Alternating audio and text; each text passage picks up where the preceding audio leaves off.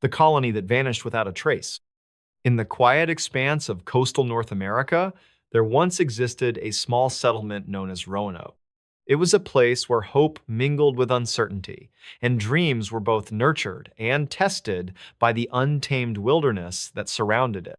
The story begins in the late 1500s when a group of settlers from England arrived on these shores, eager to carve out a new life for themselves in what they hoped would become a thriving colony. Among them was John, a skilled carpenter whose hands could shape wood into sturdy structures, and Mary, a herbalist who knew the secrets of plants and their healing properties. There was also Thomas, a young man barely out of his teens whose curiosity about the new world was matched only by his courage. Before we begin, tell me, where are you listening from and what time is it there? The journey across the Atlantic had been long and arduous, with storms that threatened to capsize their ship and supplies dwindling faster than anticipated.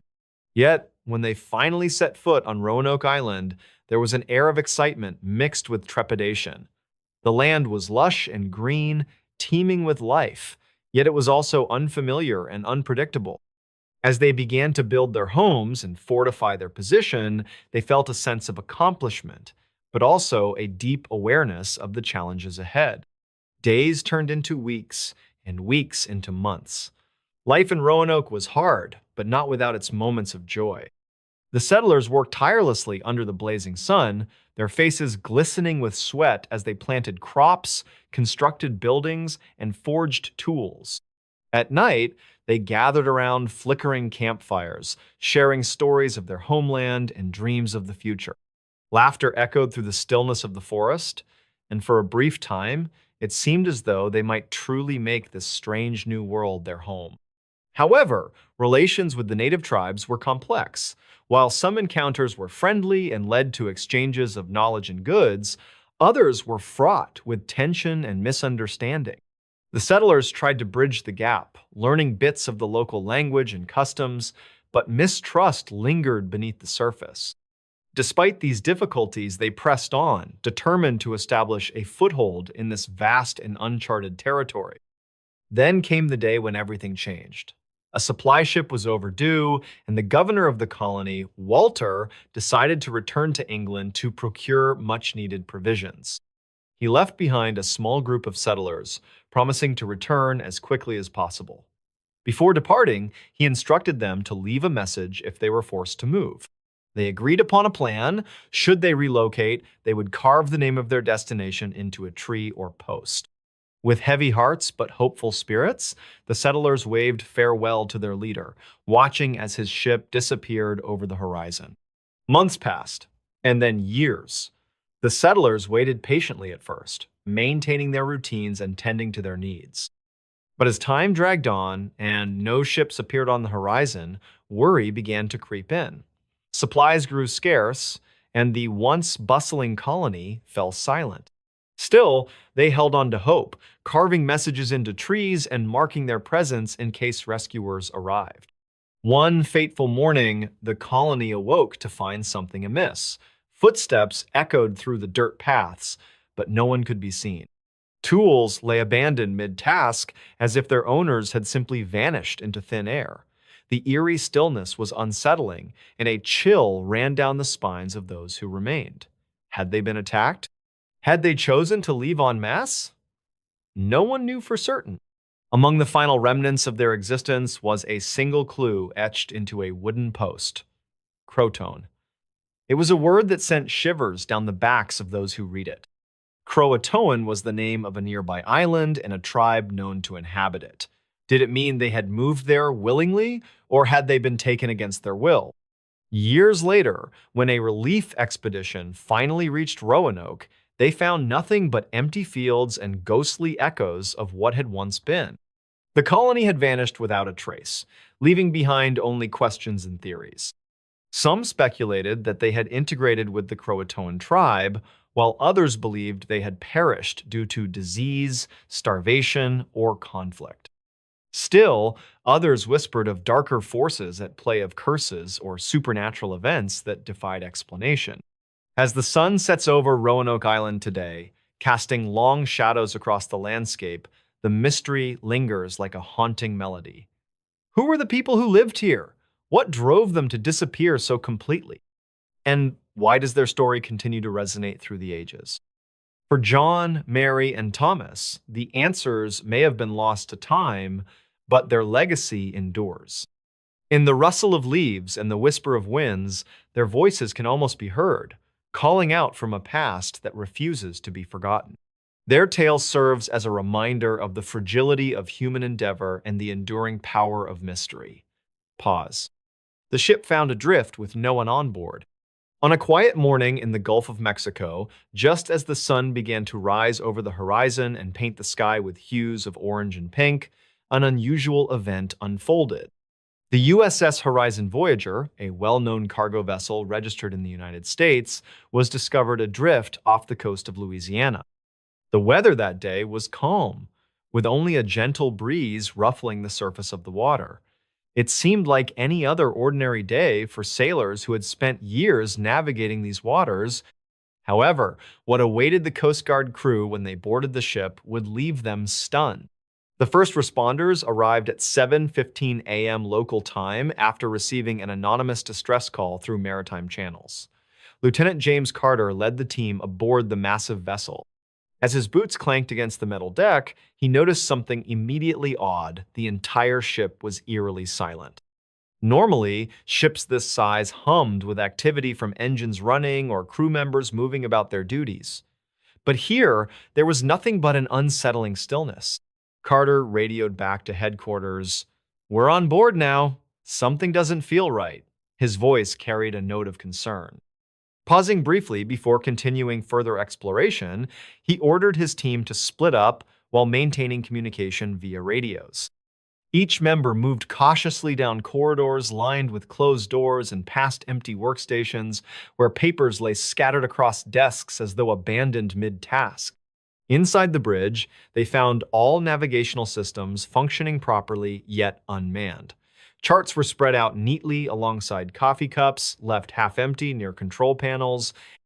Everything appeared normal except for one glaring fact: there wasn't a single soul present among the expected complement of 25 crew members. Moving deeper into the interior sections of the ship revealed more clues but no answers.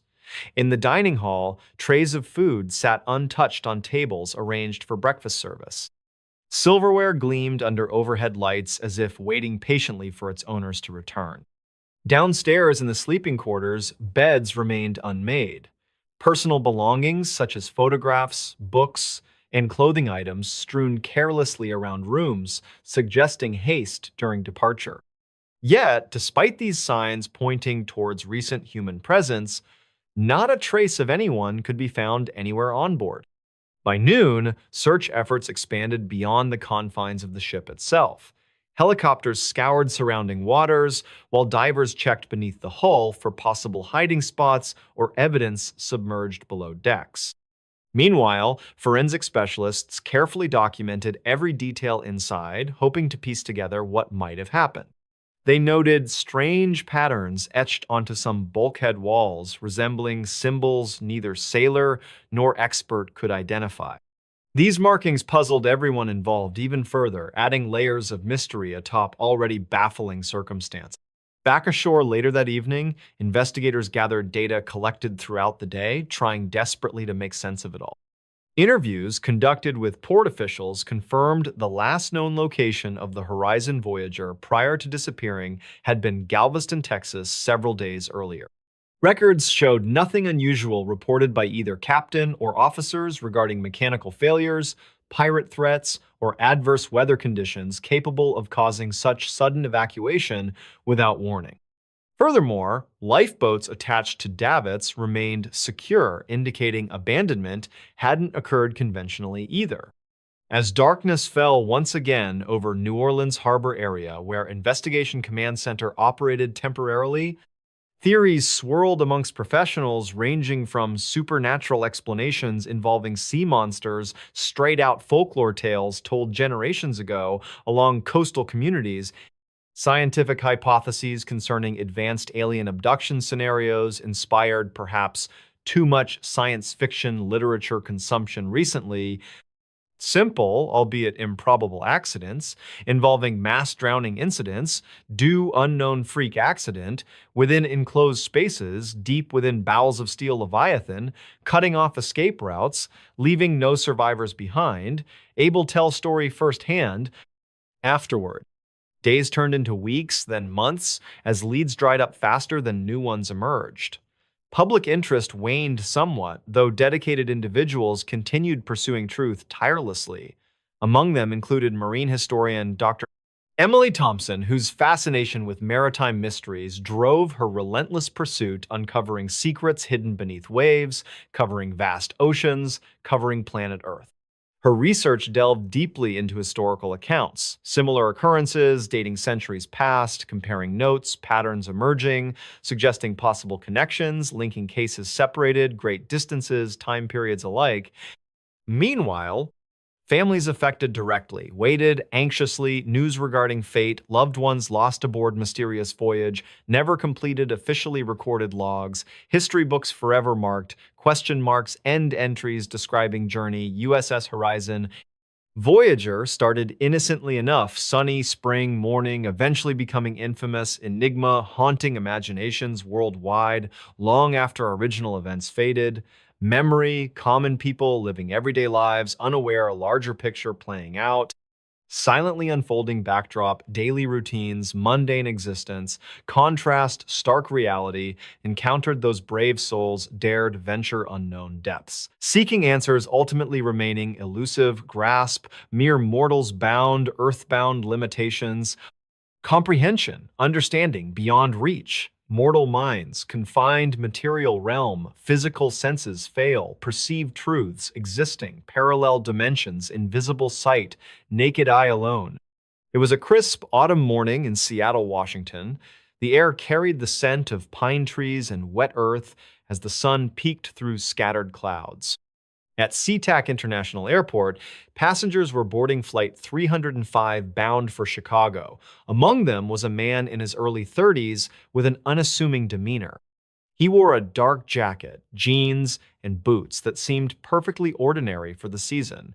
His face betrayed no signs of anxiety or excitement as he took his seat near the back of the plane.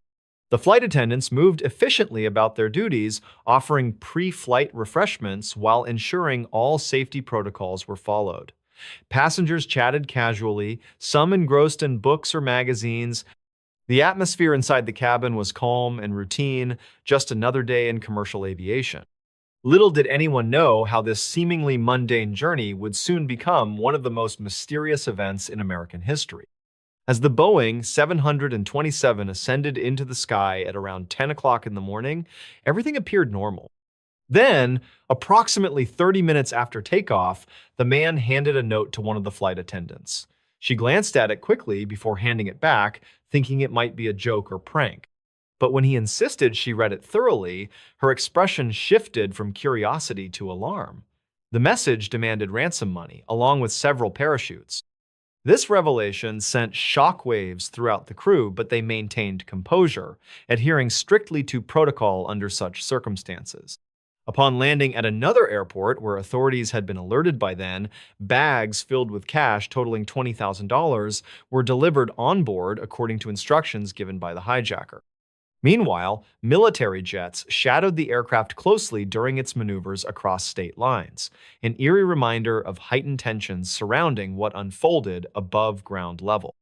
Once airborne again towards Mexico City, as per demands made earlier, something unexpected happened. Near Portland, Oregon's airspace, the hijacker lowered the stairs located at the rear exit door, despite adverse weather conditions outside, including strong winds and heavy rain showers pelting against metal surfaces audibly.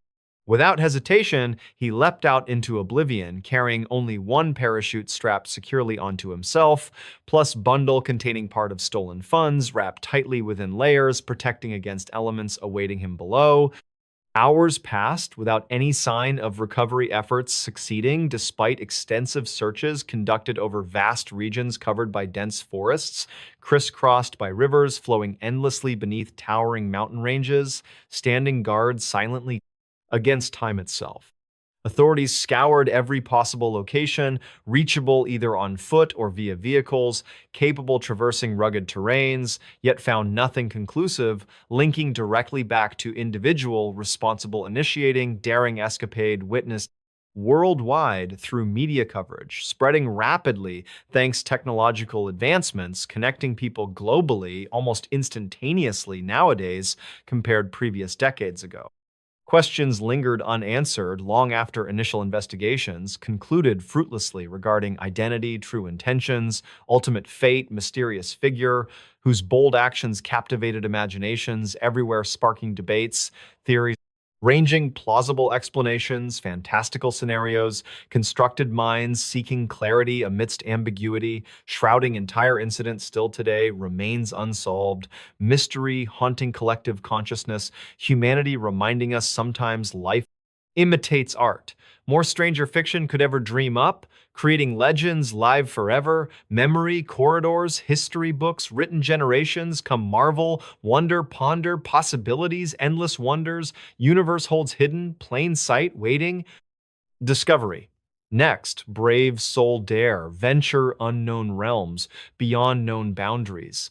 Explore depths, heights never imagined. Before stepping stone greater journeys await those willing, embrace uncertainty, risk failure, achieve greatness, leave lasting legacy behind, inspire others, follow path, courage, determination, perseverance, overcoming adversity, achieving impossible dreams, reality, materializing visions, once thought impossible, manifest destiny, manifesting destinies, countless souls, walking earth, sharing common thread, humanity binding together, universal truth, understood spoken words, transcending language barriers, uniting hearts, minds, spirits, celebrating diversity, unity, strength, found weakness, transformed triumph, overcomes despair. Hope reignites embers, passion burns brightly eternal flame, guiding light, darkness dispels, fear replaces faith, belief, possibilities, infinite potential, limitless horizon, expands continuously ever-changing landscape. Evolution continues onward, upward, forward, always moving, never stopping, restlessly, seeking answers, questions asked, answered, raising new ones, turn cycle repeats, perpetually onwards, upwards, forwards, always. And so, the legend of the skyjacker who jumped and vanished endures a tale whispered among pilots and passengers alike whenever planes soar high above the clouds. It serves as a poignant reminder of the mysteries that continue to unfold in our skies, mysteries that challenge our understanding and ignite our imaginations. Whether this story will ever find its conclusion remains to be seen, but until then, it stands as a testament to human ingenuity, courage, and perhaps even folly. For now, we can only speculate about the fate of that enigmatic figure lost to the elements, hoping that somewhere, somehow, justice may one day prevail. Until then, the skies hold their secrets close, whispering softly to those who dare to listen. It was a quiet evening in the suburban neighborhood of Maplewood Heights, where life seemed to move at its own gentle pace.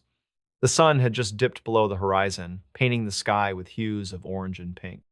Birds chirped softly as they prepared for the night, and the occasional sound of car doors closing echoed through the streets. This was the kind of place where everyone knew each other's names, where children played outside until dusk, and where neighbors exchanged friendly waves over white picket fences. The Johnson family lived on Elm Street, one of the quieter roads in the area. Their home was modest but charming, with ivy climbing up the walls and flower beds bursting with color. Inside, the house smelled of freshly baked cookies and warm wood polish. It was here that three women, Mrs. Johnson, her daughter Emily, and her sister-in-law Clarice, appeared without a trace one fateful evening. Let's rewind to earlier that day. Mrs. Johnson, a woman in her late 40s with kind eyes and a calm demeanor, had spent the morning tending to her garden. She loved nothing more than watching her roses bloom, and she often said it brought her peace. As she worked, Emily, her 16-year-old daughter, sat on the porch steps reading a book. Emily was bright and curious, always eager to learn new things. Her curly hair framed her face as she turned the pages intently. Nearby, Clara, a spirited woman in her early 30s, helped set up for dinner.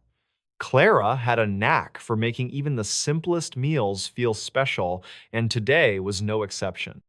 By late afternoon, the air grew slightly cooler, carrying with it the scent of pine from the nearby forest.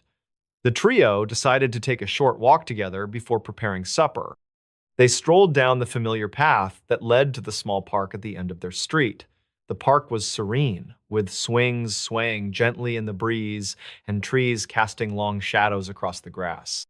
They laughed and chatted about everything from school projects to recipes they wanted to try. It was a perfect, momentous snapshot of happiness frozen in time. But then, something happened. As the clock struck 6, the trio never returned home.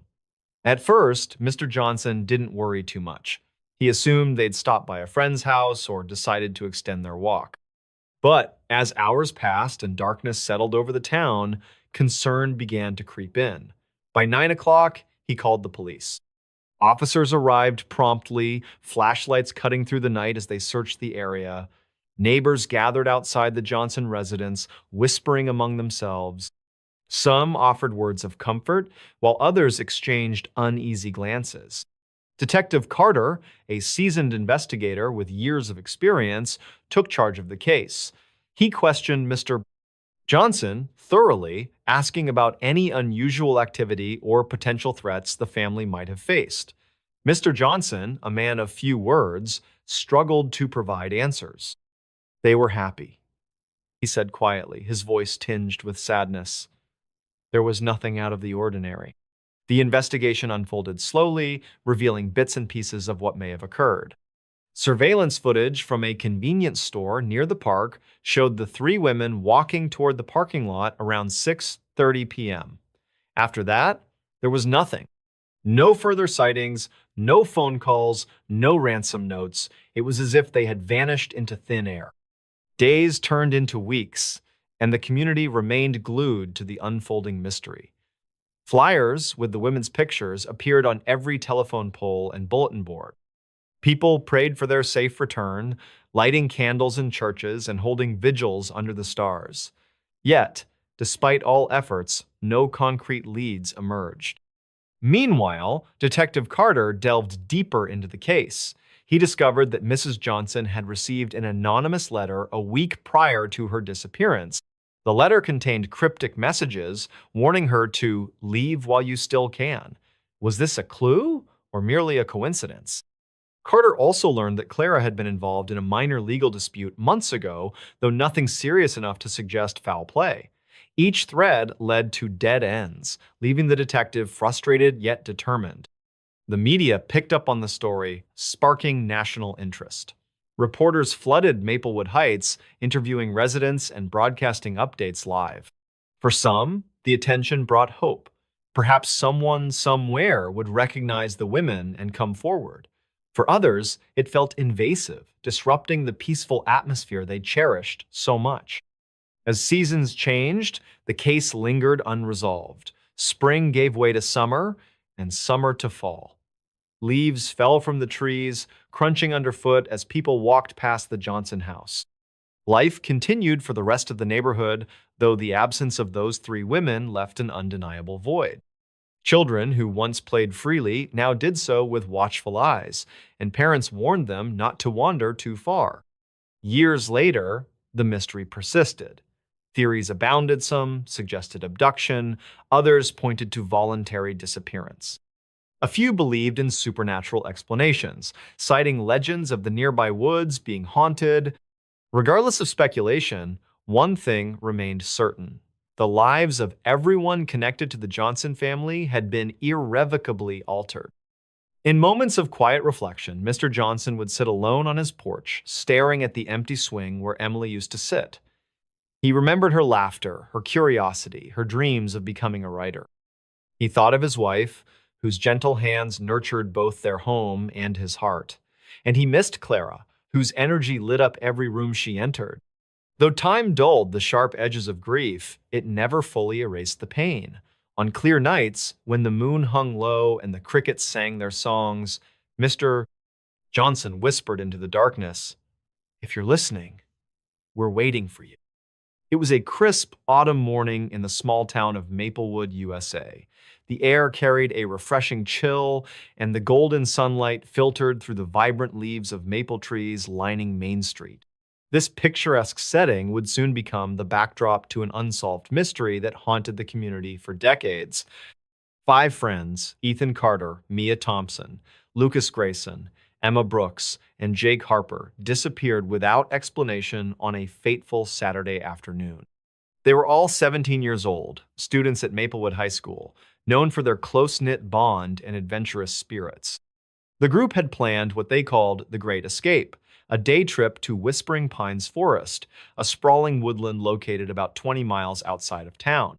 It was meant to be a fun outing filled with laughter, nature walks, and perhaps even some light camping. But it turned into something far more sinister. On that morning, Ethan's mother dropped them off near the forest entrance around 10 o'clock. She waved goodbye as her son climbed into the backseat of Jake's car, a sleek red sedan that gleamed under the sun. "Have fun, kids!" she called out cheerfully before driving away. Little did she know these would be among the last words spoken to her son. As the car disappeared down the winding road leading deeper into the forest, no one could have anticipated the events that awaited. Whispering Pines Forest was famous not only for its breathtaking scenery, but also for local legends passed down through generations. Some claimed strange lights flickered in the woods at night, while others whispered tales of unexplained noises echoing through the trees. Despite these stories, the forest remained a popular destination for hikers and adventurers alike. For the five friends, it seemed like the perfect place to create lasting memories. By noon, the group had reached their intended destination, a secluded clearing surrounded by towering pines. Here, they set up a makeshift picnic area, spreading blankets over the soft grass and unpacking snacks from cooler bags.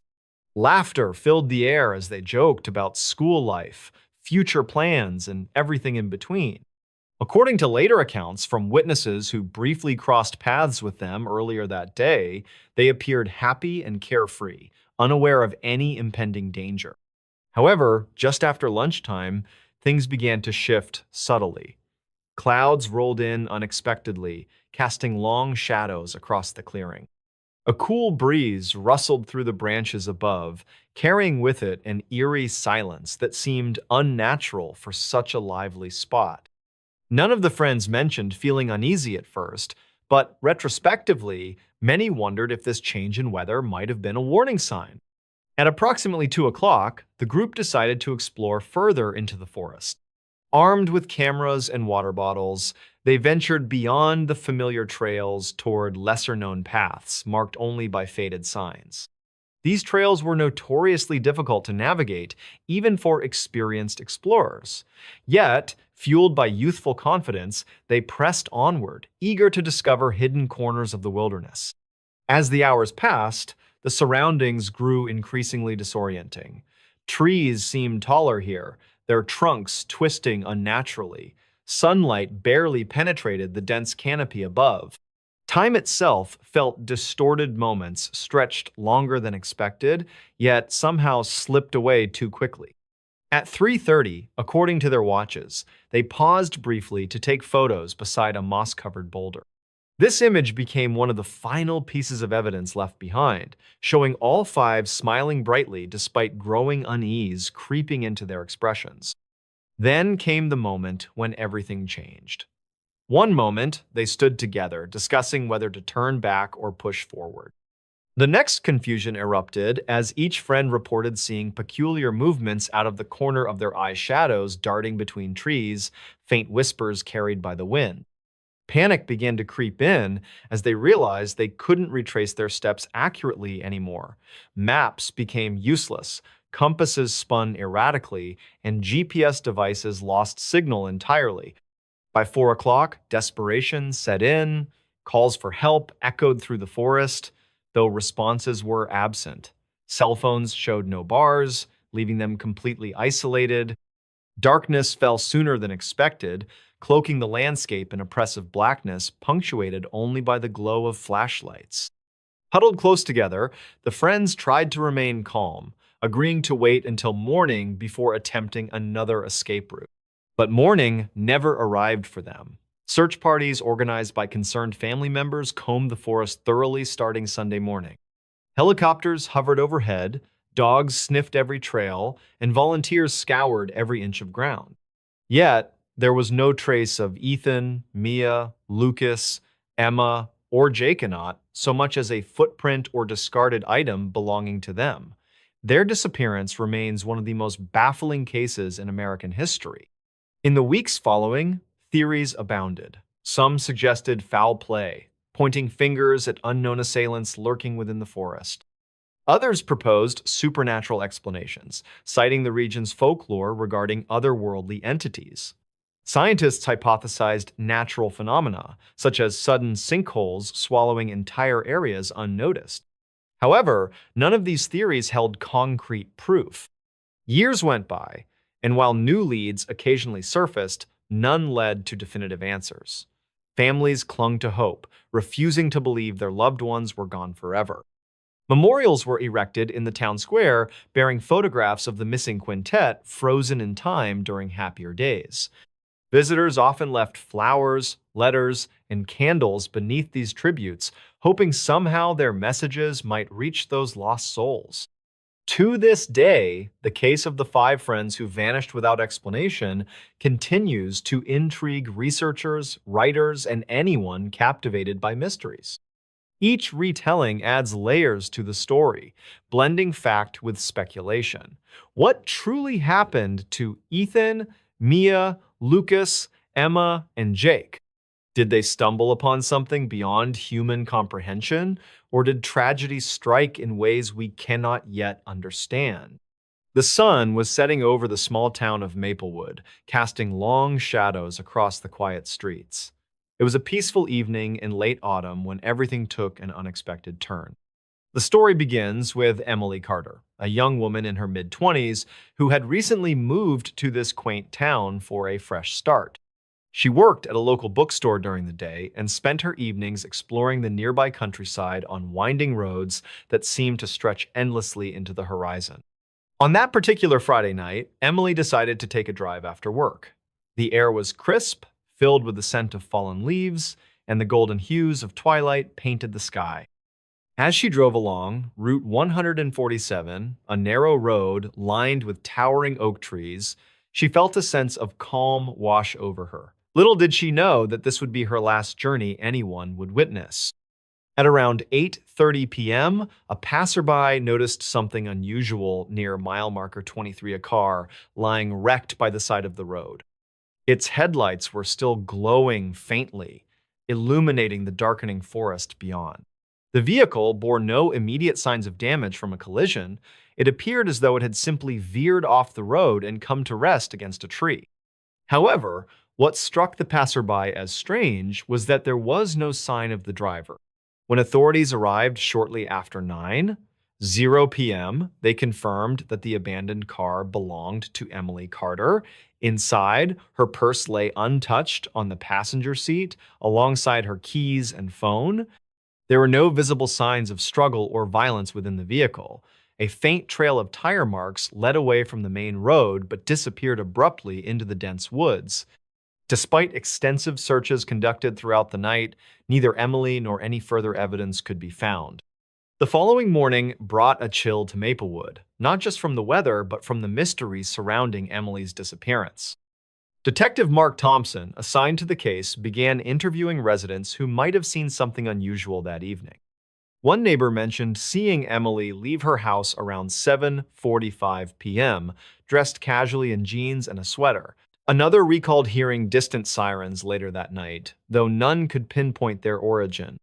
As days turned into weeks, theories swirled through the community. Some speculated foul play, pointing to the isolated nature of Route 147, where strangers often passed unnoticed. Others suggested Emily may have wandered into the wilderness, disoriented or injured, possibly succumbing to hypothermia given the dropping temperatures. Yet another theory proposed she might have left voluntarily, seeking escape from undisclosed troubles in her life. Detective Thompson delved deeper into Emily's background, uncovering fragments of her past. Born in Chicago, she had grown up in a modest household before attending college in Wisconsin. Her move to Maplewood came after a brief stint working in New York City, where personal challenges prompted her search for tranquility elsewhere. Interviews with former colleagues revealed Emily as a kind yet reserved individual, someone who kept her private life closely guarded. Meanwhile, forensic experts examined the wreckage thoroughly. Traces of mud on the tires hinted at recent travel on unpaved paths, while faint scuff marks inside the car suggested hurried movements. Strangely, no bloodstains or other biological evidence indicated trauma occurred within the vehicle. This absence only deepened the enigma surrounding her vanishing act. By mid-November, seasonal changes added layers of difficulty to ongoing investigations. Snowfall blanketed the area, erasing potential clues hidden beneath frozen ground. Search parties ventured deeper into the woods, using tracking dogs and drones equipped with thermal imaging cameras. Each expedition returned empty-handed, leaving frustration mounting among both law enforcement and concerned citizens alike. Public interest waned gradually as months passed, yet those closest to Emily remained steadfast in pursuing answers. Her sister, Lisa Carter, traveled from Illinois to join efforts locally, bringing photographs and personal belongings, hoping these might jog memories of witnesses overlooked earlier. Together with Detective Thompson, they revisited every lead, no matter how trivial it seemed initially. Spring brought renewed hope as melting snow exposed new areas previously inaccessible. During one such exploration, hikers stumbled upon remnants of fabric caught on thorny bushes miles away from the original site. Analysis confirmed it matched clothing fibers identified in Emily's wardrobe. This discovery reignited momentum behind the investigation, prompting expanded searches across broader regions. Yet, even amidst progress, questions lingered unanswered. Why had Emily driven to such a secluded location? What compelled her exit from the car under uncertain circumstances? And most importantly, where had she gone afterward? Years later, the case file remains open, its pages filled with notes and sketches depicting scenarios ranging from plausible to improbable. For some, closure will never fully arrive without definitive proof regarding Emily's fate. But for others, particularly within Maplewood, her memory persists as a reminder of mysteries life sometimes refuses to explain. On a chilly autumn evening in Boston, Massachusetts, the city was alive with its usual hustle and bustle.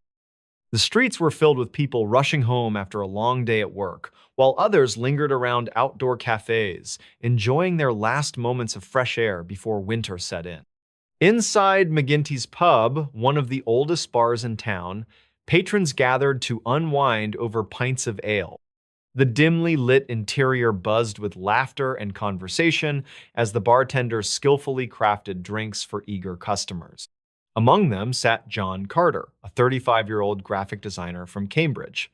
He had been sitting quietly at his usual spot near the corner table, nursing a glass of whiskey. John was known among friends as an easygoing man who enjoyed simple pleasures, a good book, a quiet walk by the Charles River, or just a peaceful night out like this one. But tonight felt different somehow. There seemed to be something weighing heavily on his mind. As midnight approached, the atmosphere inside McGinty's shifted slightly. Conversations grew softer, punctuated only by occasional bursts of laughter. Outside, the wind picked up, rustling through the trees lining Beacon Street. It was then that John decided it was time to leave. Paying his tab with a polite nod to the bartender, he slipped into his coat and stepped outside into the crisp night air. The sidewalk was slick with fallen leaves, glowing faintly under the glow of streetlights. A few blocks away, the distant hum of traffic could still be heard, but here, close to the pub, the world felt quieter, almost serene. John began walking eastward along Beacon Street toward the river, his breath visible in small clouds against the cool temperature. His pace was steady yet unhurried, each step accompanied by the soft crunch of leaves beneath his shoes. And then, he vanished. It happened so suddenly that even those closest to him couldn't believe what they were hearing. One moment, John Carter was walking down Beacon Street. The next, he simply disappeared without a trace. Witnesses described seeing him pause briefly near a lamppost before continuing onward, but no one saw him cross any street or enter any building. By the time police arrived following reports from concerned citizens, there was no sign of him anywhere. Detective Mark Reynolds led the investigation into John's disappearance. With over 20 years of experience in law enforcement, Detective Reynolds had seen countless cases involving missing persons. Yet nothing prepared him for the peculiarities surrounding John Carter's case. Interviews conducted with neighbors, co-workers, and family members painted a picture of a man living an ordinary life filled with routine rather than secrets or scandal. There was no indication of foul play leading up to his vanishing act, nor did anyone report receiving threats against him. Over the following days, search efforts intensified throughout Greater Boston. Officers combed through CCTV footage captured along Beacon Street and nearby areas, hoping to catch some clue about where John might have gone. Unfortunately, every lead ended in frustration. Video evidence showed John walking calmly until reaching a certain point, roughly halfway between McGinty's pub and the Charles River Bridge. After that frame, however, all traces of him ceased entirely. Meanwhile, back at John's apartment in Cambridge, investigators discovered little more than expected. His belongings remained neatly arranged, suggesting someone who took pride in maintaining order within their personal space. Notes left behind indicated plans for upcoming projects at work, along with reminders concerning social engagements scheduled later that week. Nothing suggested preparation for traveler escape. Weeks turned into months, yet answers remained elusive. Public interest waned gradually as news stories captured attention elsewhere, though privately, many continued questioning how such a thing could happen right under everyone's noses. For Detective Reynolds, however, letting go wasn't an option.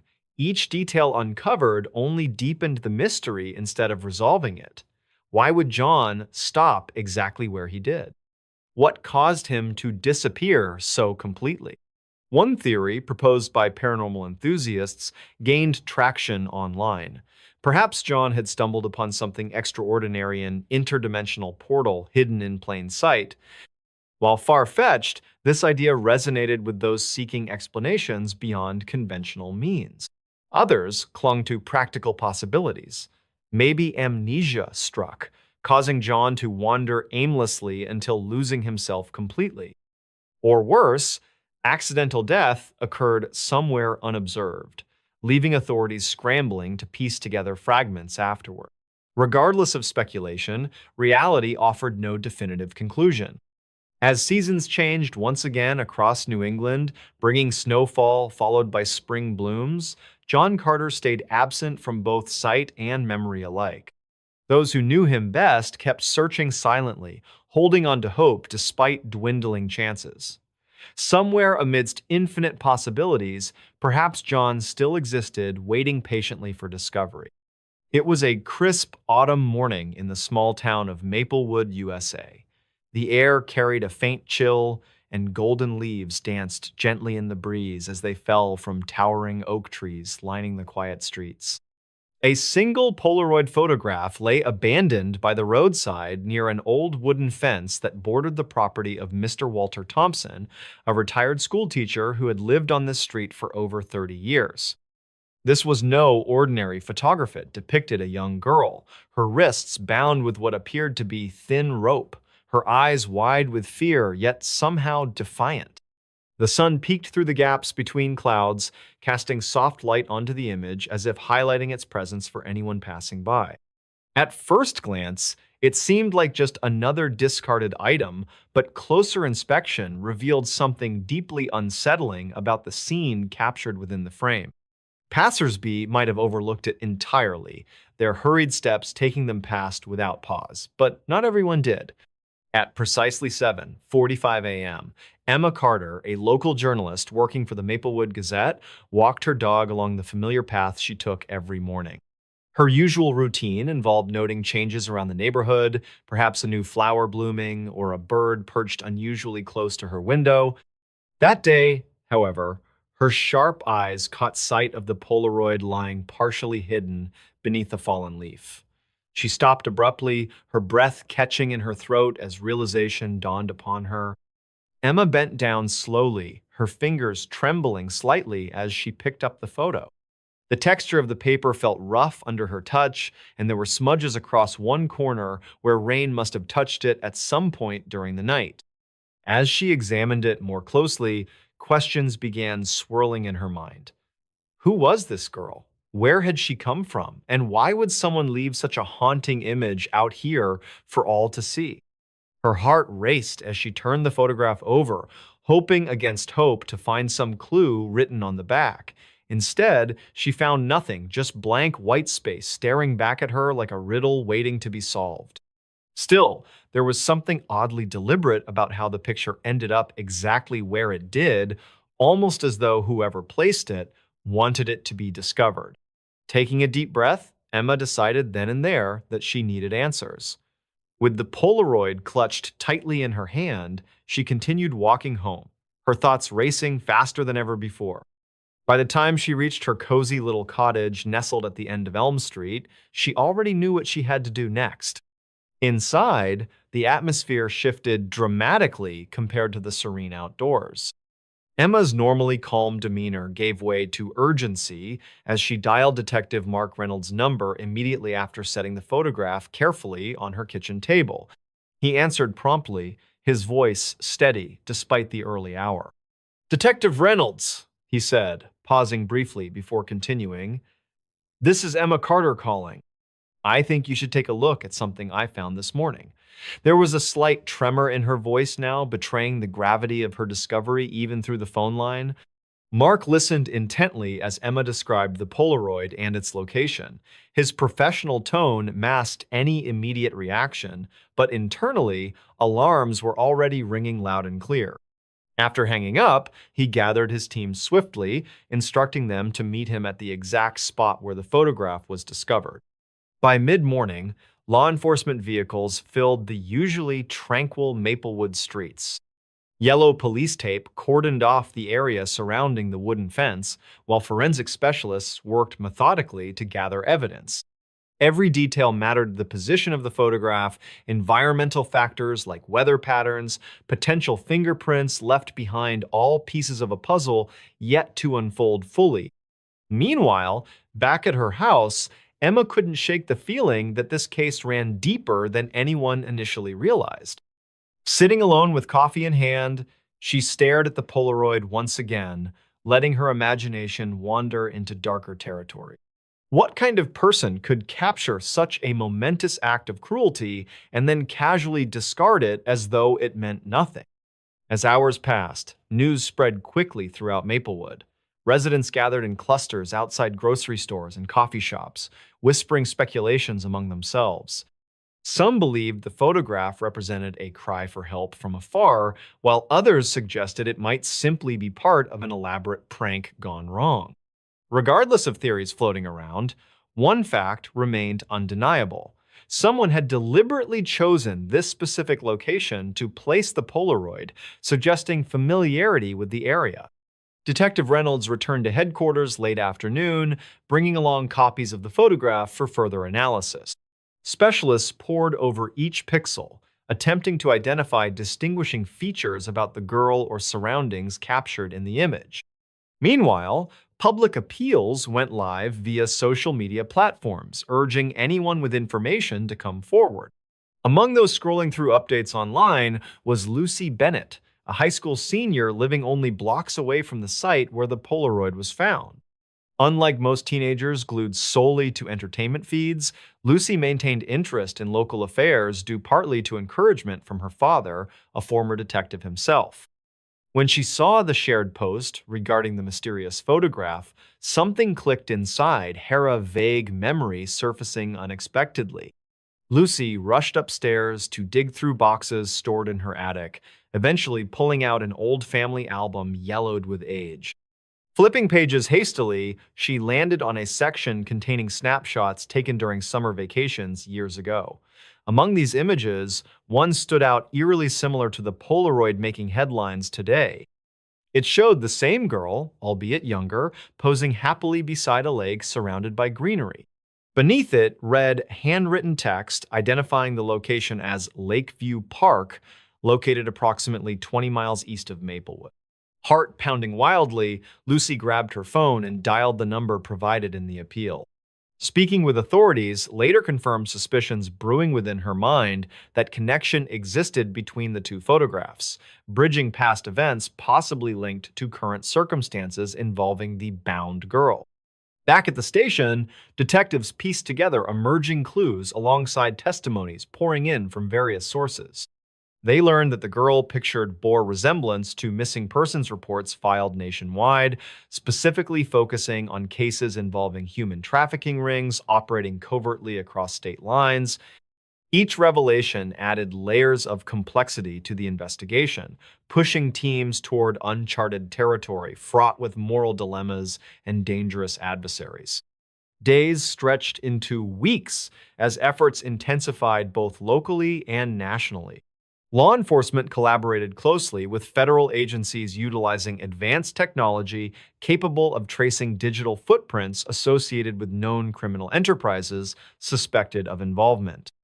Informants emerged reluctantly, offering fragmented insights into operations run underground, far beyond ordinary reach. Throughout this period, Emma persisted tirelessly, pursuing leads independently, often crossing paths with official proceedings unintentionally. Her journalistic instincts drove her relentless pursuit of truth, regardless of personal risk involved. Alongside Detective Reynolds, they formed an unlikely alliance fueled by mutual respect and shared commitment towards justice. One evening, amidst mounting pressure and dwindling resources, breakthrough finally arrived courtesy unexpected source. An anonymous tipster contacted authorities directing attention towards abandoned warehouse situated outskirts industrial district neighboring Maplewood. Surveillance operations commenced immediately, resulting dramatic raid uncovering extensive network responsible multiple abductions including identity girl depicted Polaroid. Arrests followed swiftly, implicating several key figures, masterminding operation, extending influence numerous states. Victims rescued included individuals matching descriptions, circulated earlier stages, inquiry confirming validity, initial findings sparked discovery, lone photograph discarded seemingly innocuous roadside. In aftermath, celebration, victory tempered, recognition, long road ahead, ensuring accountability perpetrators brought full extent law. Communities rallied, support affected families, fostering spirit, unity, resilience, demonstrated face, adversity, transcending boundaries, geography, culture alike. Maplewood returned normalcy gradually, though scars inflicted, recent events, lingered minds, inhabitants forever changed, experienced collective awakening, harsh realities, lurking shadows, everyday life.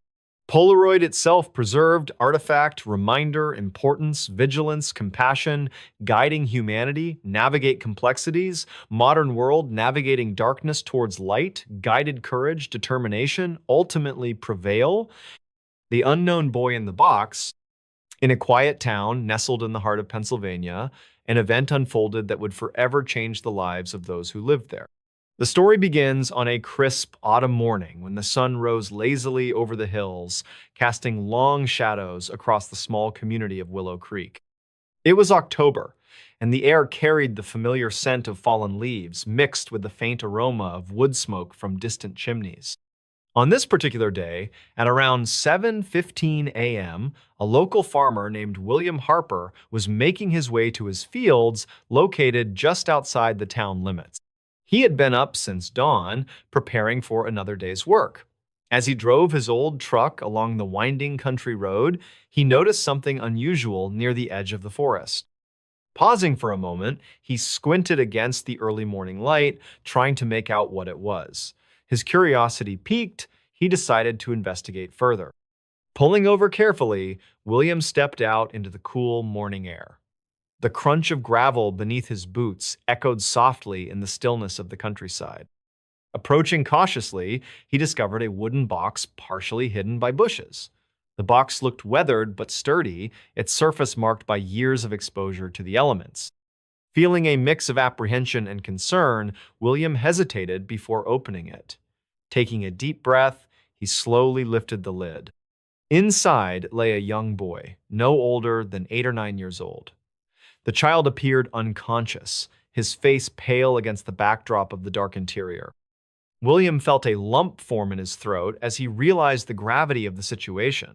Acting quickly, he called emergency services, his voice trembling slightly as he relayed the details. There's a boy here," he stammered, pausing to collect himself. "He's in a box. I don't know how he got here." Within minutes, sirens could be heard approaching from the distance. The calm morning gave way to a flurry of activity as paramedics and police officers arrived on the scene. Among them was Detective Mark Thompson, a seasoned investigator known for his sharp mind and empathetic nature. Mark approached the box with a heavy heart, already bracing himself for whatever mystery awaited him. Kneeling beside the boy, he gently checked for signs of life. Relief washed over him when he detected a faint pulse. The boy was immediately transported to Willow Creek General Hospital, where a team of doctors and nurses worked tirelessly to stabilize him. Meanwhile, back at the crime scene, investigators began their meticulous search for clues. Every inch of the area was combed for evidence that might shed light on the circumstances surrounding the boy's discovery. The wooden box itself became a focal point of the investigation, its origin and purpose unknown. As word spread through the town, residents gathered in groups, their conversations filled with speculation and concern. At the local diner, owned by Betty Jenkins, people huddled together, sipping coffee while exchanging theories. "It's unheard of," Betty remarked, shaking her head. "Who would do such a thing?" Her voice carried a tone of disbelief and sorrow, reflecting the sentiments of many in the community. Back at the hospital, the boy remained unresponsive, his condition fragile but stable. Nurses and doctors took turns monitoring him, ensuring he received the best possible care. Among them was Dr. Emily Carter, a compassionate pediatrician who dedicated herself to uncovering the identity of the mysterious child. She performed numerous tests, hoping to find any clue that might lead to answers. Each result brought both hope and frustration as pieces of the puzzle slowly came together yet remained incomplete.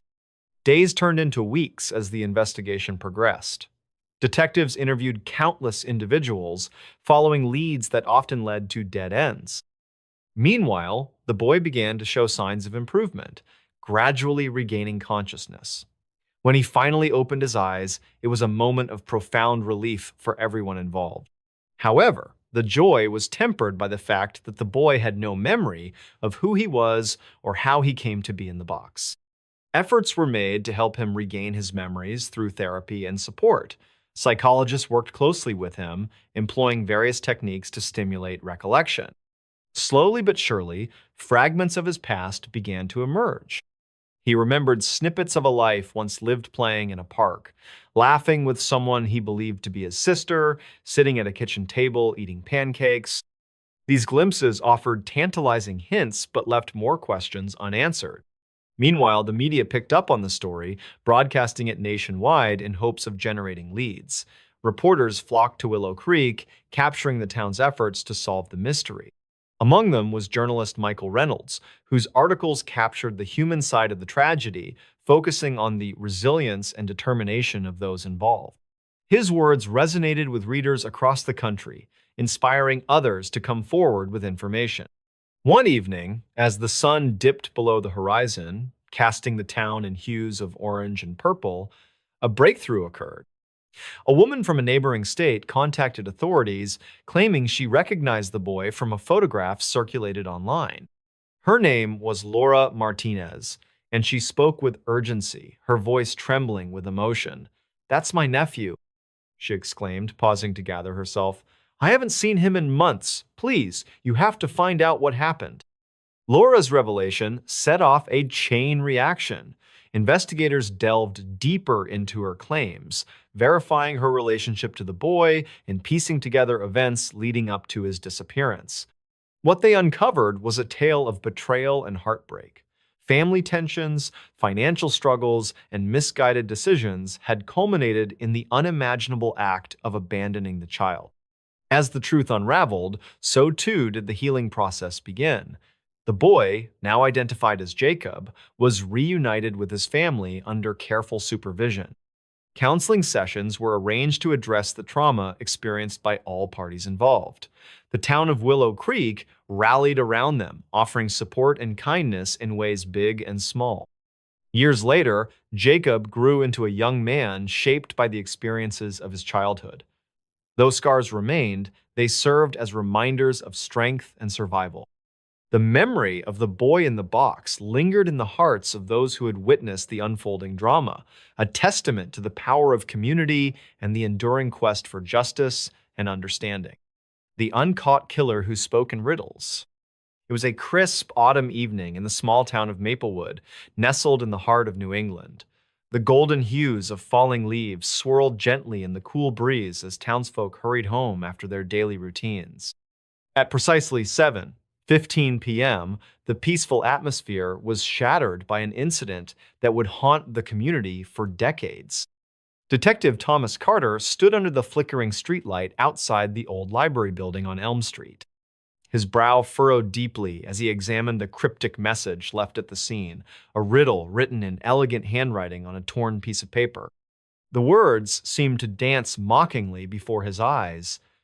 "I am always hungry. I must always be fed. The finger I touch will soon turn red." Thomas sighed heavily, his breath visible in the cooling night air. This wasn't the first time such a message had appeared. Over the past several months, similar riddles had been found at various crime scenes across the state, each one preceding a brutal murder.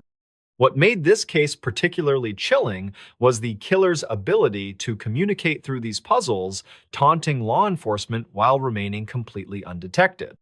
The first known victim was Emily Foster, a well-liked librarian who worked just 2 blocks from where Thomas now stood.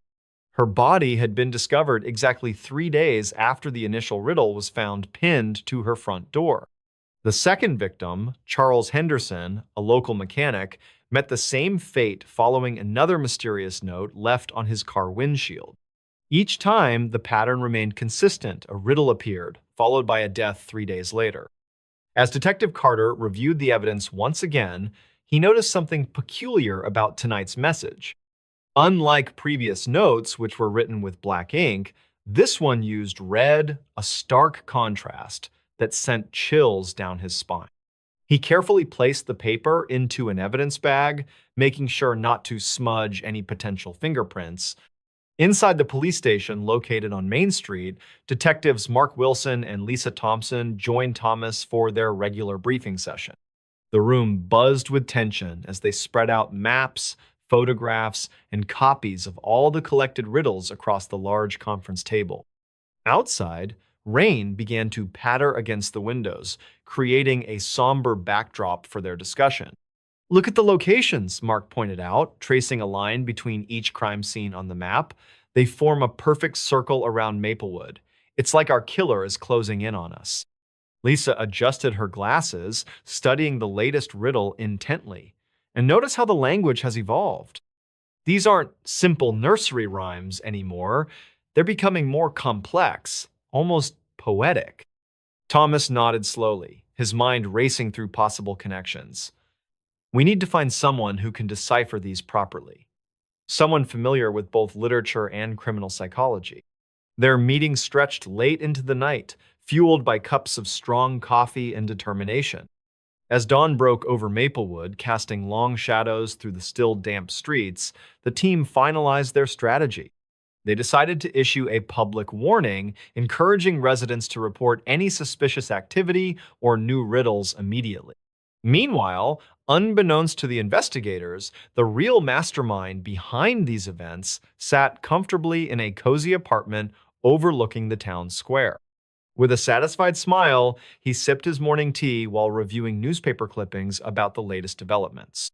To him, every clue was part of an intricate game designed to test the limits of human intelligence and perhaps reveal deeper truths about morality itself.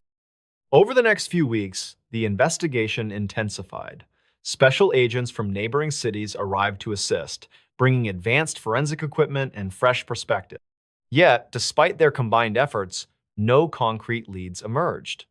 The elusive murderer continued sending his enigmatic messages, each one growing increasingly sophisticated. One particular afternoon, as thunderclouds gathered above Maplewood, a breakthrough occurred when a young college student named Michael Anderson came forward with crucial information. While walking his dog near the riverbank, he'd stumbled upon a hidden stash of notebooks filled with drafts of the infamous riddles. More importantly, these documents contained detailed observations about the victim's habits and routines. This discovery marked a turning point in the case. Through careful analysis of the recovered materials, detectives identified distinct patterns linking the victims together. All had unknowingly crossed paths with a reclusive bookstore owner named Jonathan Grayson. Operating out of a quaint little shop called Page's Secrets, Grayson had developed a reputation for his vast knowledge of classic literature and rare editions. However, further investigation revealed a darker side to this seemingly harmless man.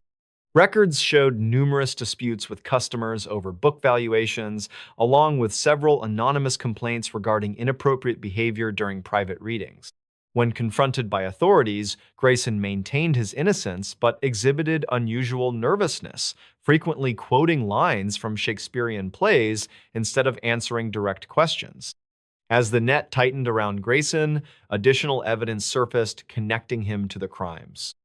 Security footage from nearby establishments captured fleeting glimpses of a figure matching his description, lingering suspiciously close to the victims prior to their deaths. Furthermore, handwriting experts confirmed striking similarities between Grayson's personal correspondence and the notorious riddles.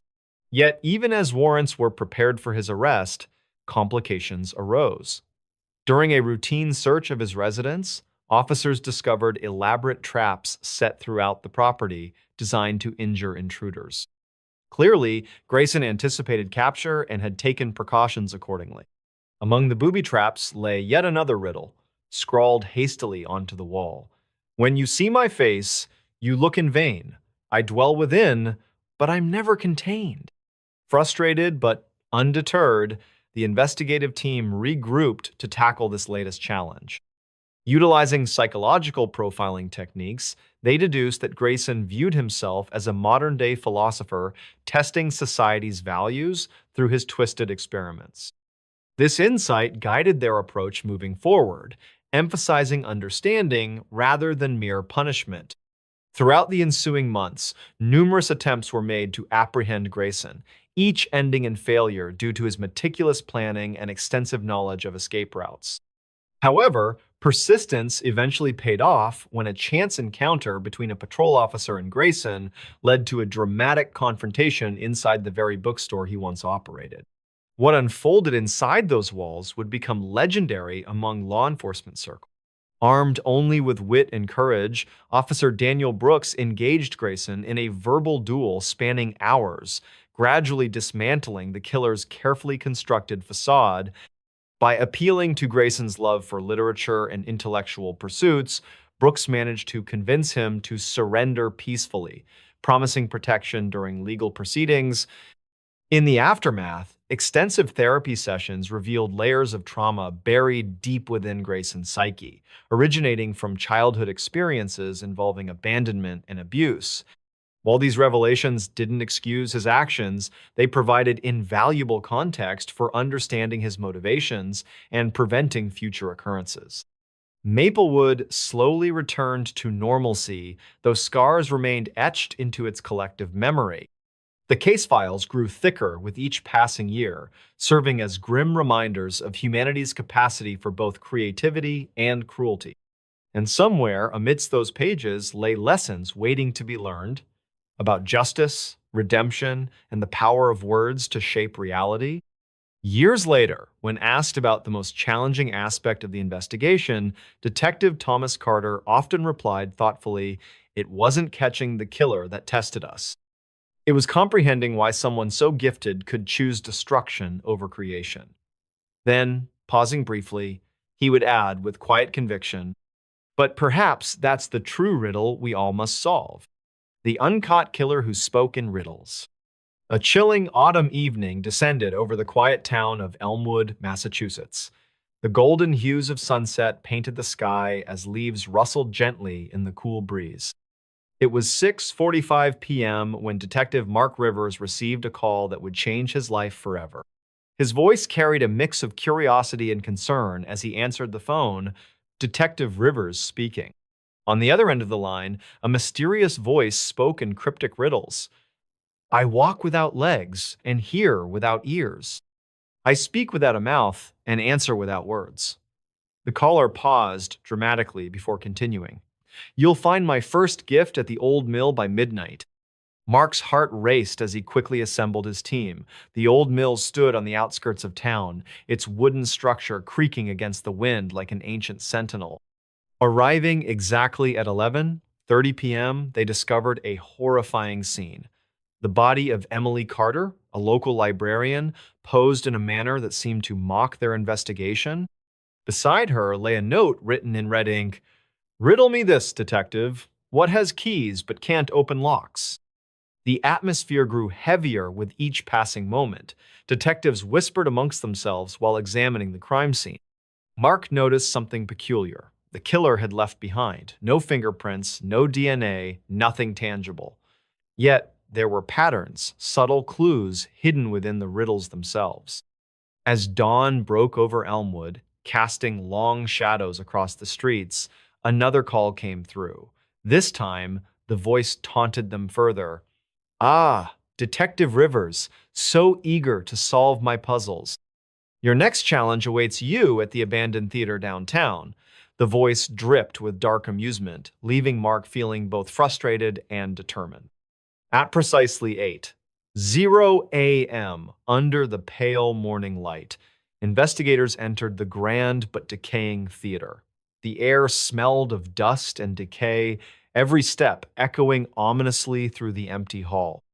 There, they found Thomas Reed, a retired police officer, arranged in yet another elaborate display. A new riddle awaited. I speak all languages, yet I am silent. I travel everywhere, yet never leave my corner. Days turned into weeks as the killer continued their deadly game. Each murder occurred precisely at midnight, each victim connected by some obscure thread only visible through the lens of the riddles. The townspeople lived in constant fear, their once peaceful lives disrupted by these nightly terrors. Streetlights seemed dimmer, shadows deeper, and whispers more frequent. Detective Rivers worked tirelessly, poring over countless notes and sketches late into the night. At 2:30 a.m. one particular evening, he experienced a breakthrough while staring at the latest riddle, what gets wetter the more it dries. Realization struck him like lightning. Towels! But what did towels represent in this twisted game? Meanwhile, the killer remained one step ahead, always watching, always listening.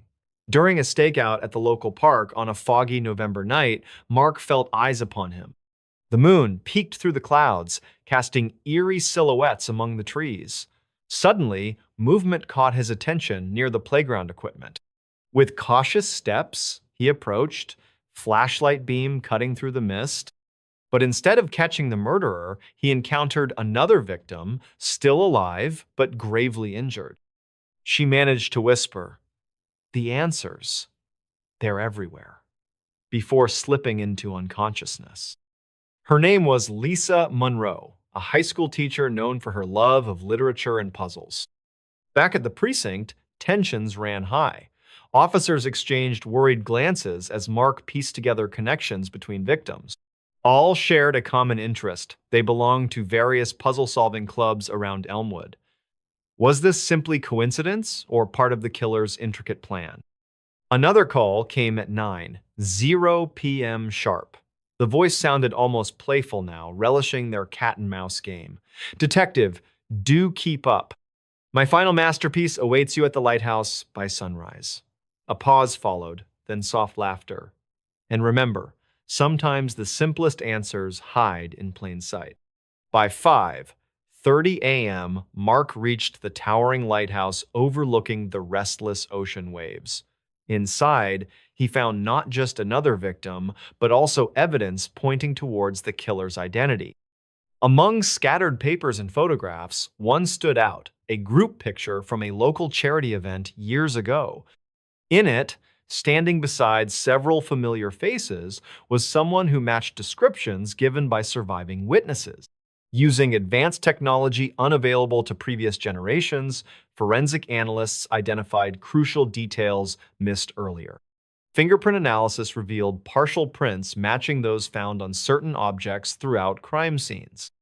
Furthermore, linguistic experts decoded underlying messages embedded within the riddles themselves, revealing hints about the perpetrator's background and motivations. Yet, despite mounting evidence, capturing the elusive figure proved difficult.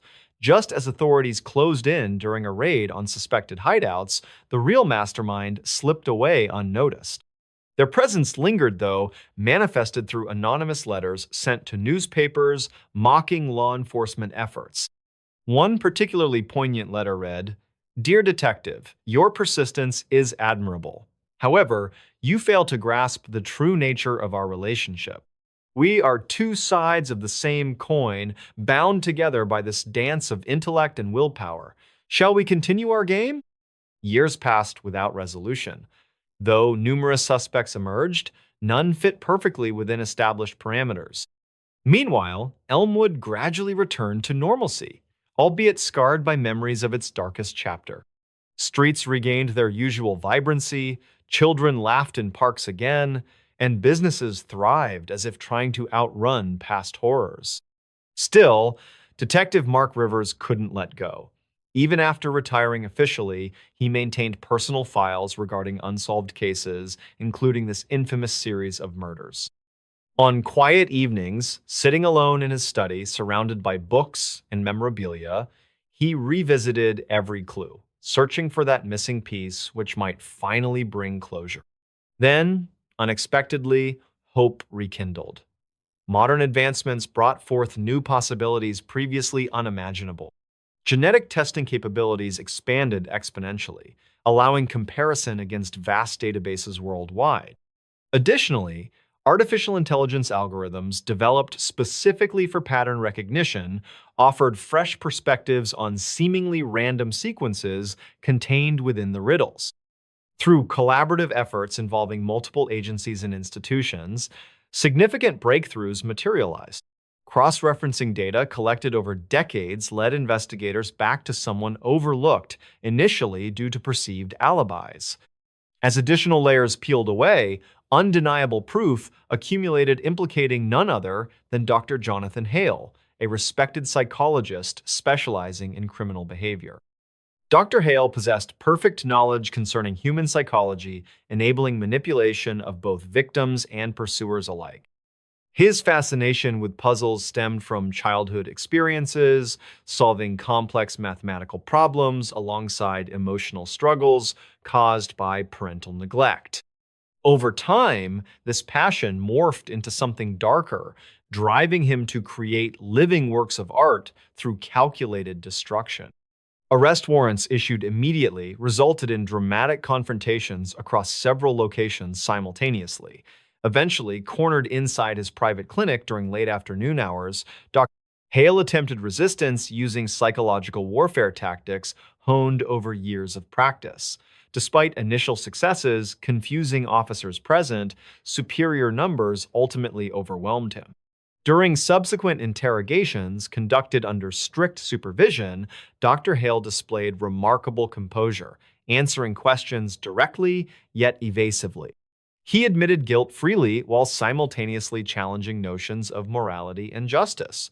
According to him, his actions served higher purposes beyond comprehension of ordinary minds. Court proceedings stretched extensively, featuring expert testimonies dissecting aspects of case thoroughly. Public opinion divided sharply along lines drawn by media coverage portraying either monster or misunderstood genius depending on perspective taken. Ultimately, verdict delivered confirmed premeditated murders committed deliberately according to predetermined schemes outlined meticulously beforehand. Sentenced to life imprisonment without possibility parole, Dr. Jonathan Hale accepted judgment stoically. Behind bars, he continued crafting sophisticated puzzles, challenging brightest minds available today. Some say he remains undefeated. Others claim solutions exist merely awaiting discovery. Whatever truth may be, legacy endures, influencing future generations studying criminology worldwide. Elmwood itself transformed significantly since those troubled times. Memorials erected honoring fallen citizens serve constant reminders, vigilance necessary maintaining safety communities everywhere. Educational programs implemented teaching critical thinking skills combined with empathy development aim, preventing similar tragedies recurring elsewhere. The Poison Pen Mystery of Circleville.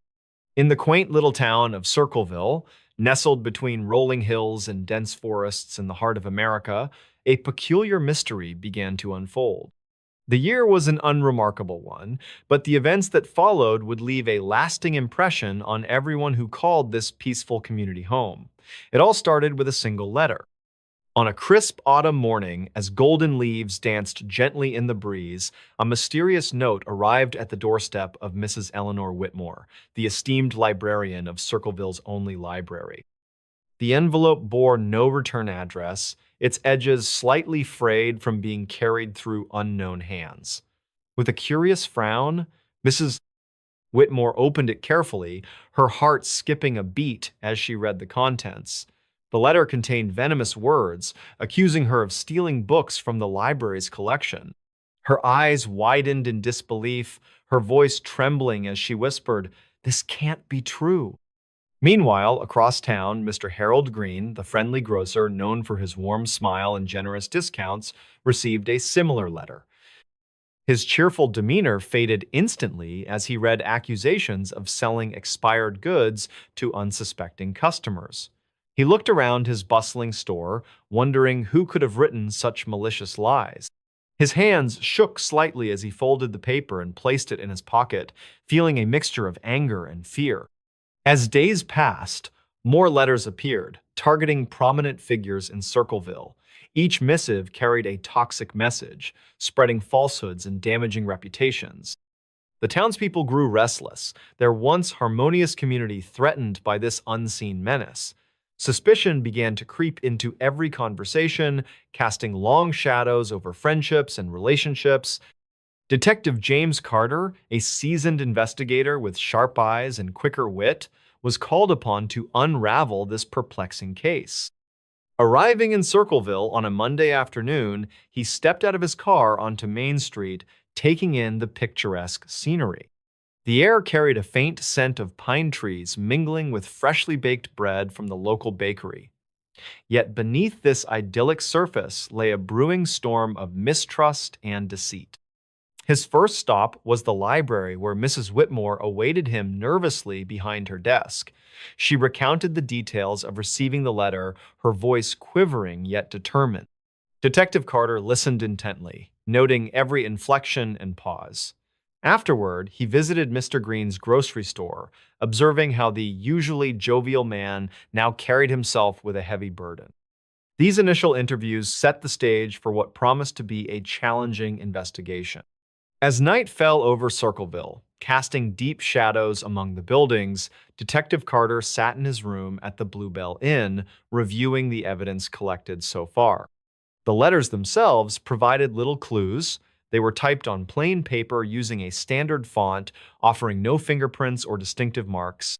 Yet something nagged at the back of his mind, a pattern perhaps too subtle to notice immediately. Tuesday morning brought new developments when young Thomas Johnson, the paperboy, discovered another letter tucked inside his delivery bag. This time, it targeted Mayor Linda Hayes, questioning her integrity in office. The news spread quickly through the town like wildfire, fueling even more gossip and speculation. At the coffee shop, tongues wagged furiously while outside.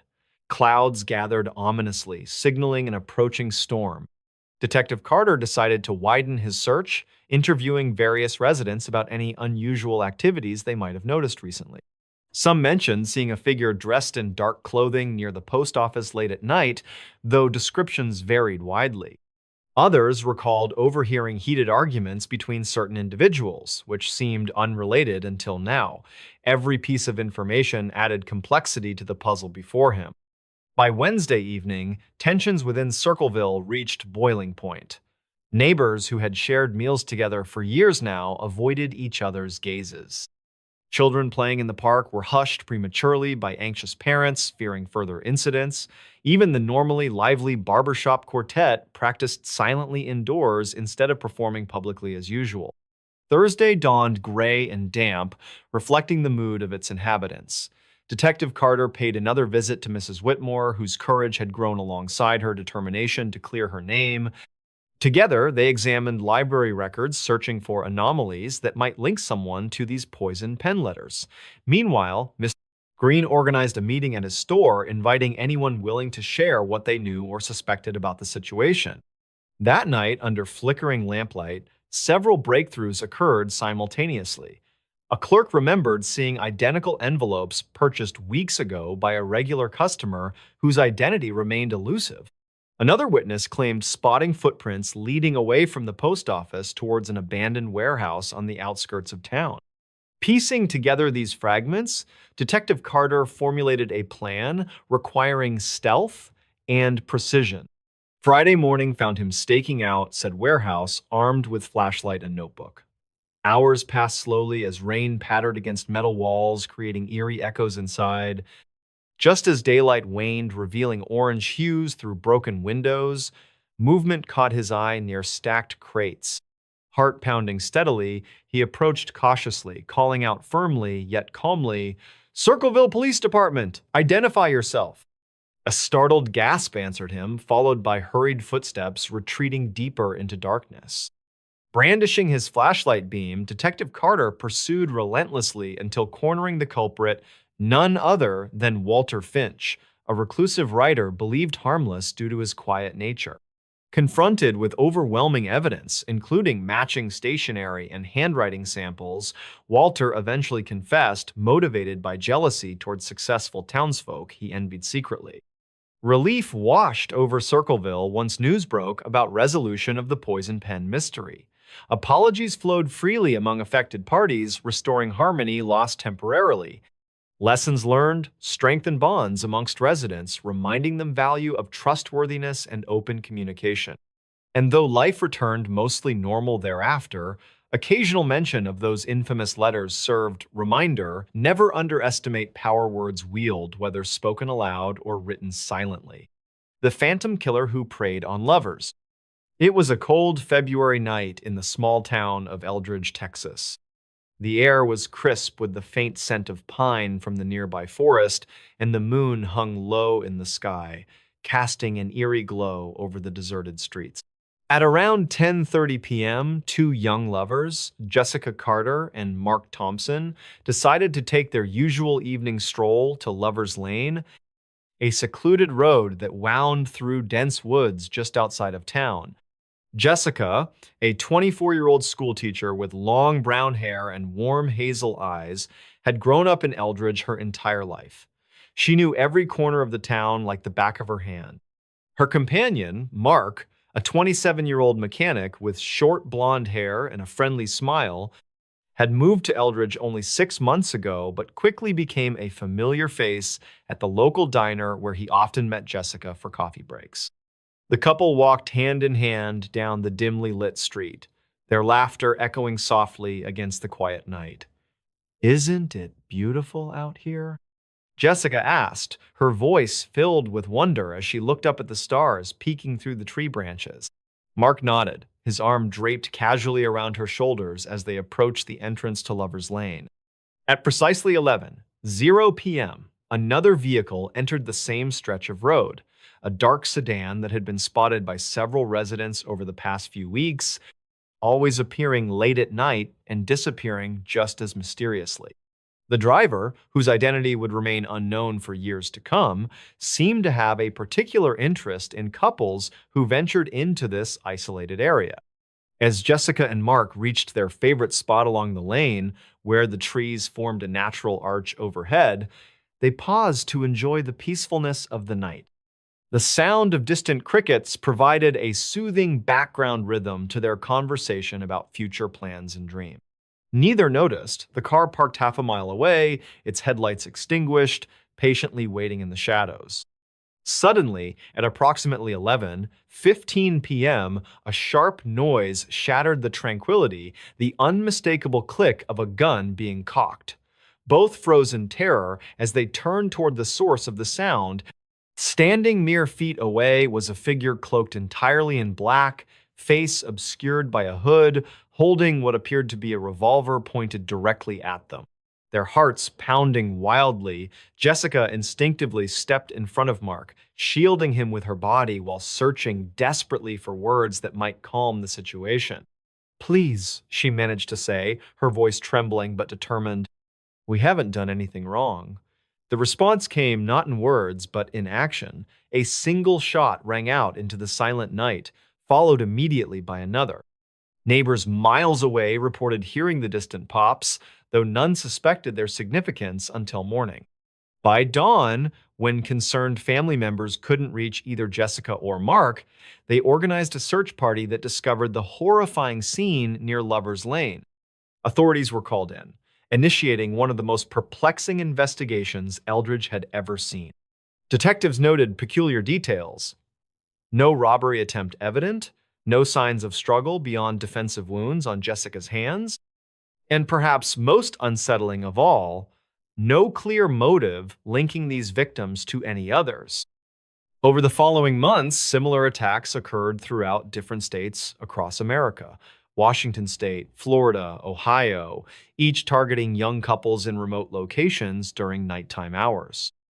Investigators began connecting patterns between the cases, identifying striking similarities in MO, modus operandi, always two victims per incident, typically found within close proximity to each other, and consistently executed with extreme precision using firearms. Local law enforcement agencies collaborated with federal authorities, forming task forces dedicated solely to solving this string of murders now referred to as the Phantom Killer cases. Profilers developed composite sketches based on witness testimonies from those rare instances where survivors managed to escape. However, descriptions varied enough to create confusion rather than clarity. Meanwhile, back in Eldridge, community members struggled to cope with the tragedy that had touched so many lives.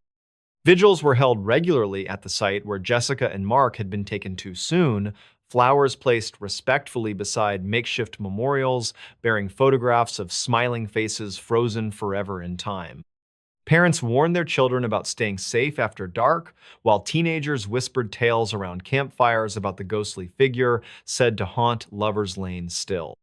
Years passed without resolution, frustration mounting among both investigators and citizens alike. Then, unexpectedly, new evidence emerged through advancements in forensic technology applied to old case files. DNA samples collected from various crime scenes finally yielded matches against national databases, leading detectives closer to identifying potential suspects. Yet, even as leads developed, questions persisted regarding why such violence targeted specific demographics and whether more answers lay hidden beneath layers of coincidence or conspiracy. Throughout it all, memories of Jessica and Mark remained vivid, reminders of love cut short and justice delayed. Their story served as a cautionary tale told generation after generation, warning lovers everywhere about venturing alone into places where darkness hides secrets best left undisturbed. And though progress continued toward uncovering truths behind the Phantom Killer's reign of terror, some mysteries may never find resolution, leaving us instead with lessons learned and hearts forever changed by experiences we cannot fully comprehend. The unsolved acts, murders of an entire family. On a cold, moonless night in the quiet town of Willow Creek, nestled deep within the heart of rural America, tragedy struck the unsuspecting household of the Thompson family. The air was still, with only the faint rustle of leaves whispering through the trees as if nature itself held its breath. At 2:17 a.m., The peacefulness of this small community would be shattered forever. Henry Thompson, a respected local carpenter known for his kind demeanor and skillful hands, lived in a modest two-story home at 45 Maple Street with his wife Margaret, a beloved school teacher admired by students and colleagues alike. Their children, Thomas, age 16, and Rebecca, just 12, were well liked among their peers, often seen helping neighbors and participating in church activities. This ordinary American family seemed destined for a lifetime of happiness and prosperity. That fateful night began like any other, with the family retiring to bed after a simple dinner of roasted chicken and vegetables. Henry had been working late on a custom cabinet order, while Margaret graded papers from her fourth-grade class. Thomas tinkered with his bicycle in the garage, dreaming of summer adventures, and Rebecca carefully organized her collection of seashells she'd gathered during their last vacation at Lake Michigan. As they each settled into their respective rooms, the house fell silent under the watchful gaze of the stars above. But somewhere in the darkness, an unseen presence moved silently through the shadows. Footsteps that made no sound approached the house, leaving imprints in the soft earth that would later confound investigators. A single beam of light flickered briefly before disappearing entirely, as though whoever approached knew how to remain undetected. The Thompsons slept peacefully, unaware of the impending horror that crept ever closer. At precisely 2:17 a.m., according to the clock on the kitchen wall that would later become crucial evidence, the first blow fell. The weapon chosen was brutal in its simplicity.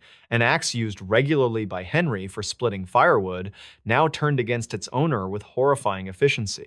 The attack came without warning, with such force and precision that it suggested both familiarity with the house layout and intent to eliminate every living soul inside. Each strike was delivered with calculated purpose, leaving behind a trail of devastation that would haunt the community for generations. Margaret's bedroom door showed signs of forced entry, though it had been locked from the inside. The attacker must have worked quickly, moving methodically through the house like a predator stalking its prey. Her screams likely woke the household, but they were silenced almost immediately. Thomas, hearing his mother's cries, reached for the baseball bat he kept by his bed, showing remarkable bravery for a boy his age. However, his attempt at self-defense proved futile against the relentless assault.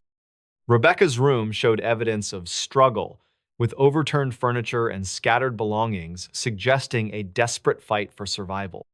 Yet even her youthful energy couldn't withstand the determined attacker who showed no mercy. Henry, awakened by the commotion, managed to reach the top of the stairs before meeting his fate, his body found where he had fallen, still clutching a broken piece of wood in a final act of defiance. When Sheriff Johnson arrived at 6:32 a.m., responding to a neighbor's call about strange noises heard during the night, the scene that greeted him defied comprehension. Bloodstains marked every surface, creating macabre patterns that told the story of that night's horrors. The axe lay abandoned near the front door, its blade still wet with the lifeblood of 4 innocent victims. Outside, tire tracks led away from the house, stopping abruptly before disappearing into the dense forest beyond. What made this case particularly baffling was the lack of obvious motive or suspect. The Thompsons were well liked, with no known enemies. Their finances were stable, ruling out robbery as the primary reason. Neighbors reported seeing nothing unusual, though one elderly couple claimed they thought they saw headlights moving slowly down Maple Street around midnight, but dismissed it as probably just someone coming home late from work. The investigation stretched on for months, then years, exhausting all possible leads. Detectives interviewed everyone who had contact with the family, analyzed every piece of evidence, and explored every conceivable scenario. Yet, despite their best efforts, the identity of the killer remained shrouded in mystery. Several theories emerged over time, perhaps a disgruntled former employee of Henry's, or maybe someone targeting Margaret due to a perceived slight at school. Some whispered about supernatural forces at play, citing the peculiar way the attacks unfolded and the eerie feeling that lingered long after the crime scene had been cleared. As years turned into decades, the case file grew thicker with unanswered questions. Why did the attacker leave no fingerprints? How did they know the exact location of the axe? What happened to the vehicle that disappeared into the woods? Most haunting of all was the question of why. What drove someone to commit such a heinous act against a family who had brought nothing but kindness to their community? Willow Creek has never fully recovered from that night. Even today, locals speak of the Thompson murders in hushed tones, their voices trembling with a mixture of fear and sorrow. The house at 45 Maple Street remains empty, its windows boarded up, standing as a grim reminder of the unsolved tragedy that unfolded within its walls. Every year, on the anniversary of the murders, candles are lit throughout the town, their flickering flames symbolizing hope that someday, somehow, justice will be served for the Thompson family. For those who dare to visit the site late at night, some claim to hear faint echoes of that terrible evening, muffled screams, thudding footsteps, and the unmistakable ring of an axe striking wood. Whether these sounds are mere wind playing tricks on the ears or genuine paranormal activity remains unknown. But one thing is certain. Until the truth comes to light, the spirits of Henry, Margaret, Thomas, and Rebecca will continue to haunt the memories of all who remember their tragic fate. In the days following the discovery, the community rallied together in ways that revealed both their strength and vulnerability. Funerals were held simultaneously at the old stone church where the Thompsons had worshipped faithfully every Sunday morning. The pews overflowed with mourners, many traveling from distant towns to pay their respects. Pastor Williams delivered a eulogy that resonated deeply with all present, speaking not just of the lives lost, but of the enduring human spirit that refuses to be broken by evil. Detective Carter, newly assigned to the Homicide Division, dedicated himself entirely to solving the case. His notes filled dozens of notebooks, each page meticulously detailing interviews, observations, and speculative connections. He became obsessed with the pattern of the attacks, how the murderer seemed to target each victim in a specific sequence that suggested intimate knowledge of the family's habits and routines. The fact that the axe had been returned to its original place after being used added another layer of complexity to the investigation. Meanwhile, the media coverage brought national attention to Willow Creek. Reporters descended upon the town, capturing images of the grieving community and interviewing anyone who had even a passing acquaintance with the Thompsons. This sudden spotlight created tension between residents who wanted answers and those who wished to protect their privacy during such a vulnerable time. Local businesses suffered as tourists avoided the area, fearing the stigma associated with the infamous murders. Psychologists studying the case noted several disturbing aspects: the choice of weapon, the precision of the strikes, and the apparent planning involved all pointed toward a perpetrator with significant psychological issues. Yet strangely, none of the psychological profiles developed over the years matched any known individual in the surrounding areas. This discrepancy led to further speculation about whether the killer might have been an outsider who understood the community dynamics better than expected. Over time, new technology offered renewed hope for resolution. DNA analysis techniques advanced significantly since the initial investigation, allowing forensic teams to re-examine evidence collected from the scene. Hair samples found caught in the axe's handle were subjected to modern testing methods, though results so far have proven inconclusive. Similarly, enhanced fingerprint detection systems failed to produce matches against any existing databases, adding to the growing list of mysteries surrounding this case. Community members established a memorial fund in honor of the Thompson family, using proceeds to support local youth programs and educational initiatives. Each year, scholarships are awarded bearing the names of Thomas and Rebecca, ensuring that their potential contributions to society live on through others' achievements. Margaret's teaching legacy continues through annual workshops held in her name, promoting innovative approaches to elementary education. Yet, despite these positive developments, the underlying sadness persists. Parents warn their children not to wander alone after dark, casting suspicious glances at strangers passing through town. Newcomers find themselves subjected to intense scrutiny, their backgrounds thoroughly investigated by longtime residents wary of potential threats hiding in plain sight. Even law enforcement officers who've worked the beat for decades admit to feeling uneasy patrolling the streets after hours, their instincts telling them something isn't quite right about the atmosphere in Willow Creek. Recent developments have sparked renewed interest in the case. A retired detective claims to have uncovered a connection between the Thompson murders and similar unsolved cases across several states, though details remain scarce. Anonymous tips continue to pour in, each one meticulously checked but ultimately leading nowhere substantial. Private investigators, hired by family friends, pursue various theories, occasionally discovering intriguing leads that seem promising before collapsing under closer examination. The passage of time hasn't dulled the pain for those closest to the victims. Cousins and extended family members gather annually to share memories, finding comfort in keeping alive stories of laughter and love rather than focusing solely on the violent end. They've formed a support network that extends beyond their immediate circle, reaching out to other families affected by senseless violence nationwide. Through these connections, they aim to create meaningful change in how communities respond to such tragedies, hoping to prevent future occurrences. Scientific advancements promise continued attempts at solving the mystery. Cold case units equipped with cutting-edge technology periodically revisit the evidence, applying new methods to old data. Genetic genealogy databases expand daily, increasing the likelihood of identifying potential suspects through familial connections. Artificial intelligence algorithms analyze patterns in seemingly unrelated crimes, searching for links that human investigators might overlook. Legal experts debate whether statutes of limitations apply in cases like this, considering the evolving nature of evidence collection and analysis. Some argue that technological breakthroughs should reset clocks on investigations, allowing prosecution regardless of elapsed time. Others caution against undermining established legal principles, emphasizing the importance of maintaining fair trial standards even when emotions run high. Philosophical discussions arise about the nature of justice itself. Can true closure ever be achieved when victims can't testify to their suffering? Does punishing a perpetrator undo the harm caused?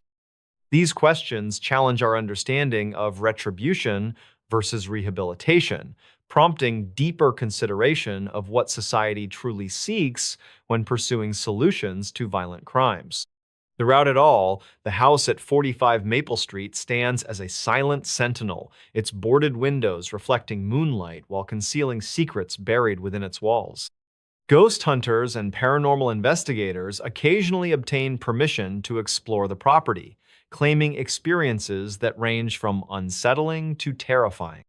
Electronic voice phenomena recordings captured during these sessions include unexplained whispers resembling cries for help, though skeptics attribute these sounds to environmental factors or equipment malfunction. Artists, inspired by the tragedy, create works expressing different facets of the event. Paintings depicting shadowy figures wielding axes, sculptures representing fragmented family structures, musical compositions capturing emotional turmoil. These creative expressions provide outlets for processing collective grief while preserving memory through alternative mediums. School curriculums incorporate lessons about the case, using it as a teaching tool for discussing topics like mental health awareness, conflict resolution, and community safety measures. Internationally, criminologists study the Thompson murders as a case study in serial killer behavior patterns, though definitive classification remains elusive. Comparative analyses reveal similarities with other high-profile unsolved cases, suggesting possible links between perpetrators operating across wide geographic areas. Interpol maintains records of relevant information, facilitating global cooperation should additional evidence emerge connecting disparate incidents. Technological innovations continually reshape approaches to investigating cold cases. Drones equipped with thermal imaging capabilities scan wooded areas surrounding Willow Creek, searching for hidden burial sites or discarded evidence. Underwater sonar devices explore nearby lakes and rivers, seeking submerged vehicles or personal items potentially linked to the crime. Virtual reality simulations reconstruct the crime scene, allowing investigators to experience events from multiple perspectives without physically altering preserved evidence. Public perception evolves as new generations learn about the tragedy. Social media platforms host discussions where younger users express opinions shaped by access to vast amounts of information unavailable during earlier stages of the investigation. Online forums dedicated to true crime enthusiasts generate thousands of posts speculating about motives, identities, and methods, sometimes providing valuable insights to official investigators. Local historians document changes in community attitudes over time, noting shifts in how residents cope with lingering fears. Oral histories collected from long-term inhabitants reveal fascinating adaptations. Some people develop elaborate security systems for their homes, while others embrace openness as a form of defiance against unseen threats. These contrasting responses highlight complex human reactions to trauma and uncertainty. Scientific research into criminal psychology benefits from studying this particular case, contributing to broader understanding of psychopathic tendencies and behavioral triggers. Experiments conducted using controlled environments simulate conditions believed present during the murders, helping refine theories about attacker mindset and decision-making processes. Results inform development of improved profiling techniques used worldwide in combating violent crime. Cultural impacts extend beyond immediate geographical boundaries, influencing literature, film, and television portrayals of small-town America.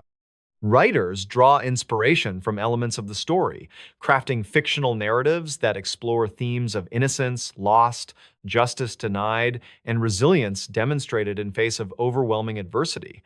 These artistic interpretations maintain public interest in the original events, ensuring continued pursuit of answers. Technological progress accelerates pace of investigation, updates dissemination. Mobile applications notify registered users about latest developments, enabling real-time participation in crowdsourced efforts to solve mysteries. Blockchain technology secures sensitive information sharing between authorized parties, enhancing collaboration while protecting privacy concerns associated with confidential materials. Philosophical debates intensify regarding ethical implications of using advanced technologies in pursuit of justice. Questions arise about appropriate use of artificial intelligence in making determinations affecting human lives, balancing need for swift resolutions against potential risks of wrongful accusations based on incomplete datasets. Discussions extend into realms of moral philosophy, examining nature of forgiveness and possibility of redemption for individuals involved in such heinous acts. Throughout these developments, core essence of tragedy remains unchanged. 4 lives brutally taken, leaving behind ripple effects felt throughout entire community. While search for definitive answers continues, emphasis shifts increasingly toward preventing future occurrences through education, awareness, and proactive measures addressing root causes of violent behavior. Hope endures that someday, somewhere, breakthrough will occur, bringing closure not just for remaining family members, but for entire nation watching this ongoing saga unfold across decades. The killer who made a city play jazz to stay alive. It was a humid summer evening in New Orleans, Louisiana. The air smelled of salt water from the nearby Mississippi River and the faint aroma of gumbo wafting from street-side vendors. At precisely 8:15 p.m., Detective Marcus Thompson stood outside the historic Preservation Hall, his trench coat clinging to his body in the sticky heat. He glanced at his pocket watch, its ticking sound providing a steady rhythm against the chaos surrounding him. Marcus had been investigating the mysterious case of Victor Kane, a notorious underworld figure known for his peculiar obsession with jazz music. Unlike other criminals who sought power through fear, Victor operated under an unusual rule. He would only commit his crimes if the city played jazz continuously. This strange condition had puzzled law enforcement for years, creating a unique tension between order and chaos in the Crescent City. As Marcus adjusted his tie, beads of sweat forming on his forehead, he remembered the first time Victor's pattern became clear. It was during Mardi Gras when the entire city was already immersed in music. A series of seemingly unrelated thefts revealed a pattern that pointed directly to Victor's involvement. What made these crimes stand out wasn't just their execution, but the fact that every stolen item had some connection to jazz history, rare vinyl records, vintage trumpets, and even photographs of legendary musicians. The detective took a deep breath, pausing to observe the scene around him. Street performers played lively tunes on their instruments, while neon signs flickered above Bourbon Street's famous bars.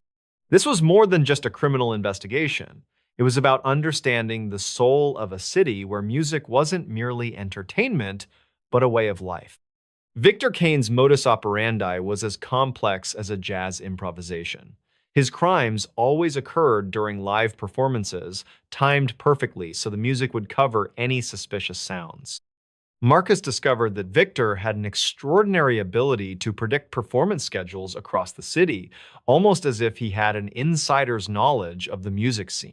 This led to the formation of a special task force within the NOPD, New Orleans Police Department, dedicated solely to monitoring musical events and coordinating with venue owners.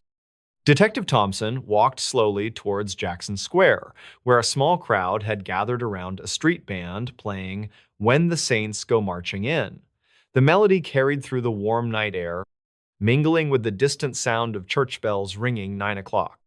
Marcus felt a chill despite the heat as he recalled how Victor once escaped capture by blending into a second-line parade, using the rhythm of drums and brass instruments to mask his movements. The investigation revealed another layer to Victor's personality, his genuine passion for preserving jazz history.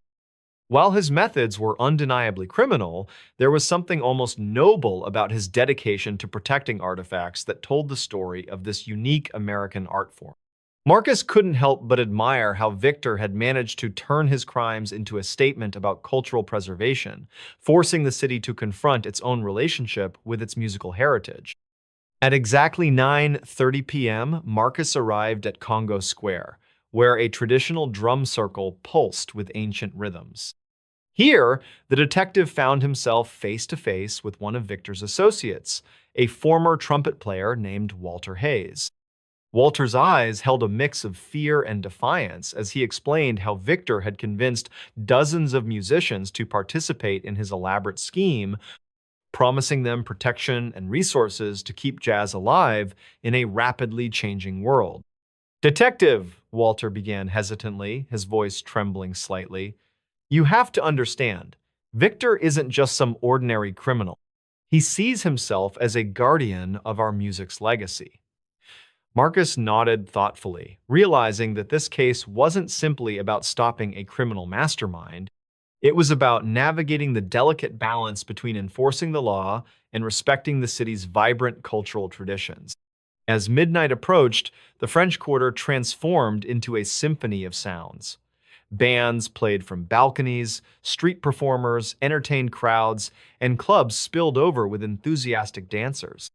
Marcus observed everything from the shadows of Royal Street, where antique shops displayed their wares beneath gas lamps casting golden light onto cobblestone streets. He noticed how each musician seemed to play with extra intensity tonight, as if they knew their music held the key to solving this intricate puzzle. Victor Kane's headquarters turned out to be an unexpected location, the old Plessy Theater, hidden behind layers of boarded-up windows and graffiti-covered walls. Marcus approached cautiously at 12:45 a.m., aware that Victor's operation extended far beyond simple thievery. Inside, he found a labyrinth of rooms filled with jazz memorabilia, each piece carefully cataloged and preserved. Records dating back to the early 1900s sat alongside handwritten sheet music and photographs capturing moments of jazz history. The detective paused before entering the main chamber where Victor awaited him. The room was bathed in soft blue light, reminiscent of a late-night jazz club. Vinyl records spun silently on turntables, their grooves reflecting moonlight streaming through broken windows. Victor stood surrounded by speakers playing Miles Davis's Kind of Blue at a volume that filled the space without overwhelming it. Detective Thompson, Victor greeted him warmly, his voice carrying the smoothness of a saxophone solo. I've been expecting you.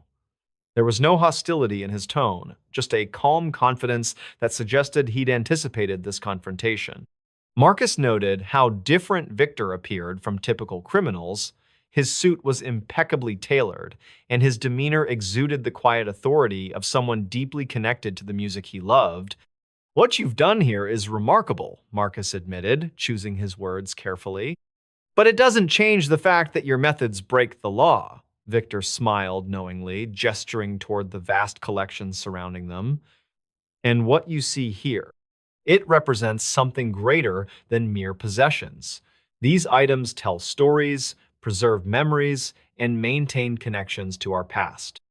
Their conversation stretched long into the night, covering topics ranging from the origins of jazz to its evolution through various eras.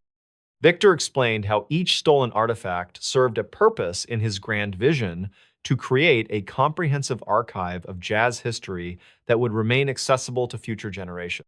He described how he'd worked with musicians to ensure their craft continued thriving, even as economic pressures threatened many traditional venues. Marcus listened intently, recognizing the truth in Victor's words while still grappling with his role as a law enforcement officer. By 3:00 a.m., they reached a turning point in their discussion. Victor proposed a compromise that could satisfy both justice and preservation, transferring ownership of his collection to a legitimate institution while continuing his work within legal boundaries. In exchange, he offered to assist the police in dismantling other criminal networks operating in the city. As dawn broke over New Orleans, painting the sky in hues of orange and pink, Marcus left the Plessy Theater with a renewed understanding of the city's complex relationship with its musical heritage. The deal struck that night allowed Victor to transition into a legitimate role within the jazz community, while still holding him accountable for his past actions. More importantly, it ensured that the spirit of New Orleans' jazz tradition would continue flourishing, protected by those who truly understood its value. In the weeks that followed, the NOPD implemented new policies integrating cultural awareness into their crime prevention strategies. Musicians gained greater recognition as vital contributors to the city's identity rather than mere entertainers. And through it all, the music played on not as a cover for criminal activity, but as a celebration of resilience and creativity that defined the very soul of New Orleans. Detective Marcus Thompson often returned to the French Quarter in the evenings, listening to the same melodies that had once accompanied Victor's schemes. Now, however, they carried a different meaning, a testament to how even the most unconventional situations could lead to positive change when approached with understanding and respect for the culture they represented. As the city continued to evolve, its commitment to preserving jazz remained stronger than ever, proving that sometimes the most effective solutions come from finding harmony between opposing forces. The family stalked by the watcher. It was a quiet evening in the small suburban town of Maplewood, New Jersey. The sun had just set, casting a warm orange glow over the neighborhood as shadows began to stretch longer across lawns and driveways. The streets were calm, with only the occasional sound of children's laughter fading into the distance. In one of these serene streets stood a modest two-story home at 45 Elm Street. This house belonged to the Thompson family, Michael, Lisa, and their two teenage children, Jake and Claire. The Thompsons had lived in this house for nearly 8 years. They loved its cozy charm, the large oak tree in the front yard, and the friendly community that surrounded them. However, on this particular night, something felt different. There was an unsettling stillness in the air, almost as if the world around them had paused. Little did they know, their lives were about to take a dark turn. Lisa was preparing dinner in the kitchen when she noticed a piece of paper slipped under the door. She frowned, wondering who could have left it there without her noticing. Picking it up cautiously, she unfolded the note and read the chilling words, "I'm watching you." Her heart skipped a beat. Who would do such a thing? Shaking off the unease, she decided it must be some kind of prank. Still, the message lingered in her mind like an unwelcome guest. Later that evening, Michael came home from work. He greeted his family warmly before sitting down at the dining table to enjoy the meal Lisa had prepared. As they ate, Lisa hesitated but finally told him about the note. Michael dismissed it initially, attributing it to bored teenagers or maybe even a neighbor playing a harmless joke. But deep down, both parents couldn't shake the feeling of unease. Over the next few days, more notes appeared. Each one carried a similar tone, cryptic yet menacing. "You think no one sees what happens behind closed doors?" Or, "Even now, I'm closer than you realize." The messages grew bolder, each one leaving the Thompsons increasingly frightened. They started locking all windows and doors every night, checking the perimeter of their property multiple times. Yet, despite their precautions, the notes kept coming. One morning, Claire found a note taped to her bedroom window while getting ready for school. It read, "Sleep tight, Claire, sweet dreams." Her hands trembled as she brought the note inside to show her parents. Michael immediately called the local police department, explaining the situation. Officers arrived shortly after, taking statements and promising to investigate further. Surveillance cameras were installed around the house, hoping to catch whoever was responsible. Days turned into weeks, and though nothing concrete emerged from the investigation, the tension in the household remained palpable. Every creak of the floorboards, every rustle of leaves outside sent shivers down their spines. Even during daylight hours, the family avoided being alone, sticking together whenever possible. The once peaceful home now felt suffocating, filled with paranoia and fear. Then came the worst discovery. One rainy afternoon, Jake returned home early from soccer practice. While waiting for the rest of his family, he decided to clean out the attic space, rarely used except for storage. Among dusty boxes and forgotten trinkets, he stumbled upon a hidden compartment beneath the floorboards. Inside, he found a collection of photographs documenting the Thompson family's daily life. Pictures of Lisa walking the dog, Michael commuting to work, Claire laughing with friends at school, and even intimate moments captured through bedroom windows. Jake rushed downstairs, his voice trembling as he described what he'd found. Lisa gasped, tears welling up in her eyes, while Michael clenched his fists tightly. This wasn't just a stalker, it was someone intimately familiar with their routines, habits, and private moments. Someone who had been observing them for far too long. The police returned promptly, confiscating the evidence and expanding their search. Detectives interviewed neighbors, reviewed security footage from surrounding homes, and combed through databases of registered offenders.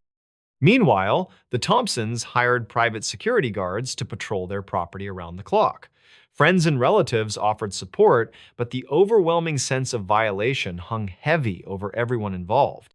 As the investigation progressed, leads pointed towards someone unexpected, a reclusive man named Walter living 3 houses down. Walter was known locally as somewhat eccentric, often keeping to himself and avoiding social interactions. When questioned by authorities, he became agitated, speaking in riddles and refusing to cooperate fully. Searches of his home uncovered additional incriminating evidence, including journals detailing obsessive thoughts about the Thompson family. Confronted with undeniable proof, Walter eventually confessed to stalking the Thompsons. His motive, he claimed, stemmed from feelings of loneliness and resentment toward what he perceived as their perfect life. Over time, his fixation escalated into surveillance and harassment, culminating in the disturbing notes and invasive photography. Though relieved to finally understand the source of their torment, the Thompson family struggled to move forward. Trusting others became difficult, and the trauma lingered long after Walter was arrested and sentenced. Counseling sessions helped them process their emotions, but the scars ran deep. Their once cherished home now held painful memories, forcing them to consider relocating elsewhere. On a crisp autumn day, Months later, the Thompsons gathered in their living room for a final meeting with their therapist. Together, they discussed ways to rebuild trust and reclaim their sense of safety. Though progress was slow, they vowed to face the future with resilience and hope. Outside, the wind gently swayed the branches of the old oak tree, symbolizing strength amidst adversity. The colony that vanished without a trace. In the quiet expanse of coastal North America, there once existed a small settlement known as Roanoke. It was a place where hope mingled with uncertainty, and dreams were both nurtured and tested by the untamed wilderness that surrounded it. The story begins in the late 1500s when a group of settlers from England arrived on these shores, eager to carve out a new life for themselves in what they hoped would become a thriving colony.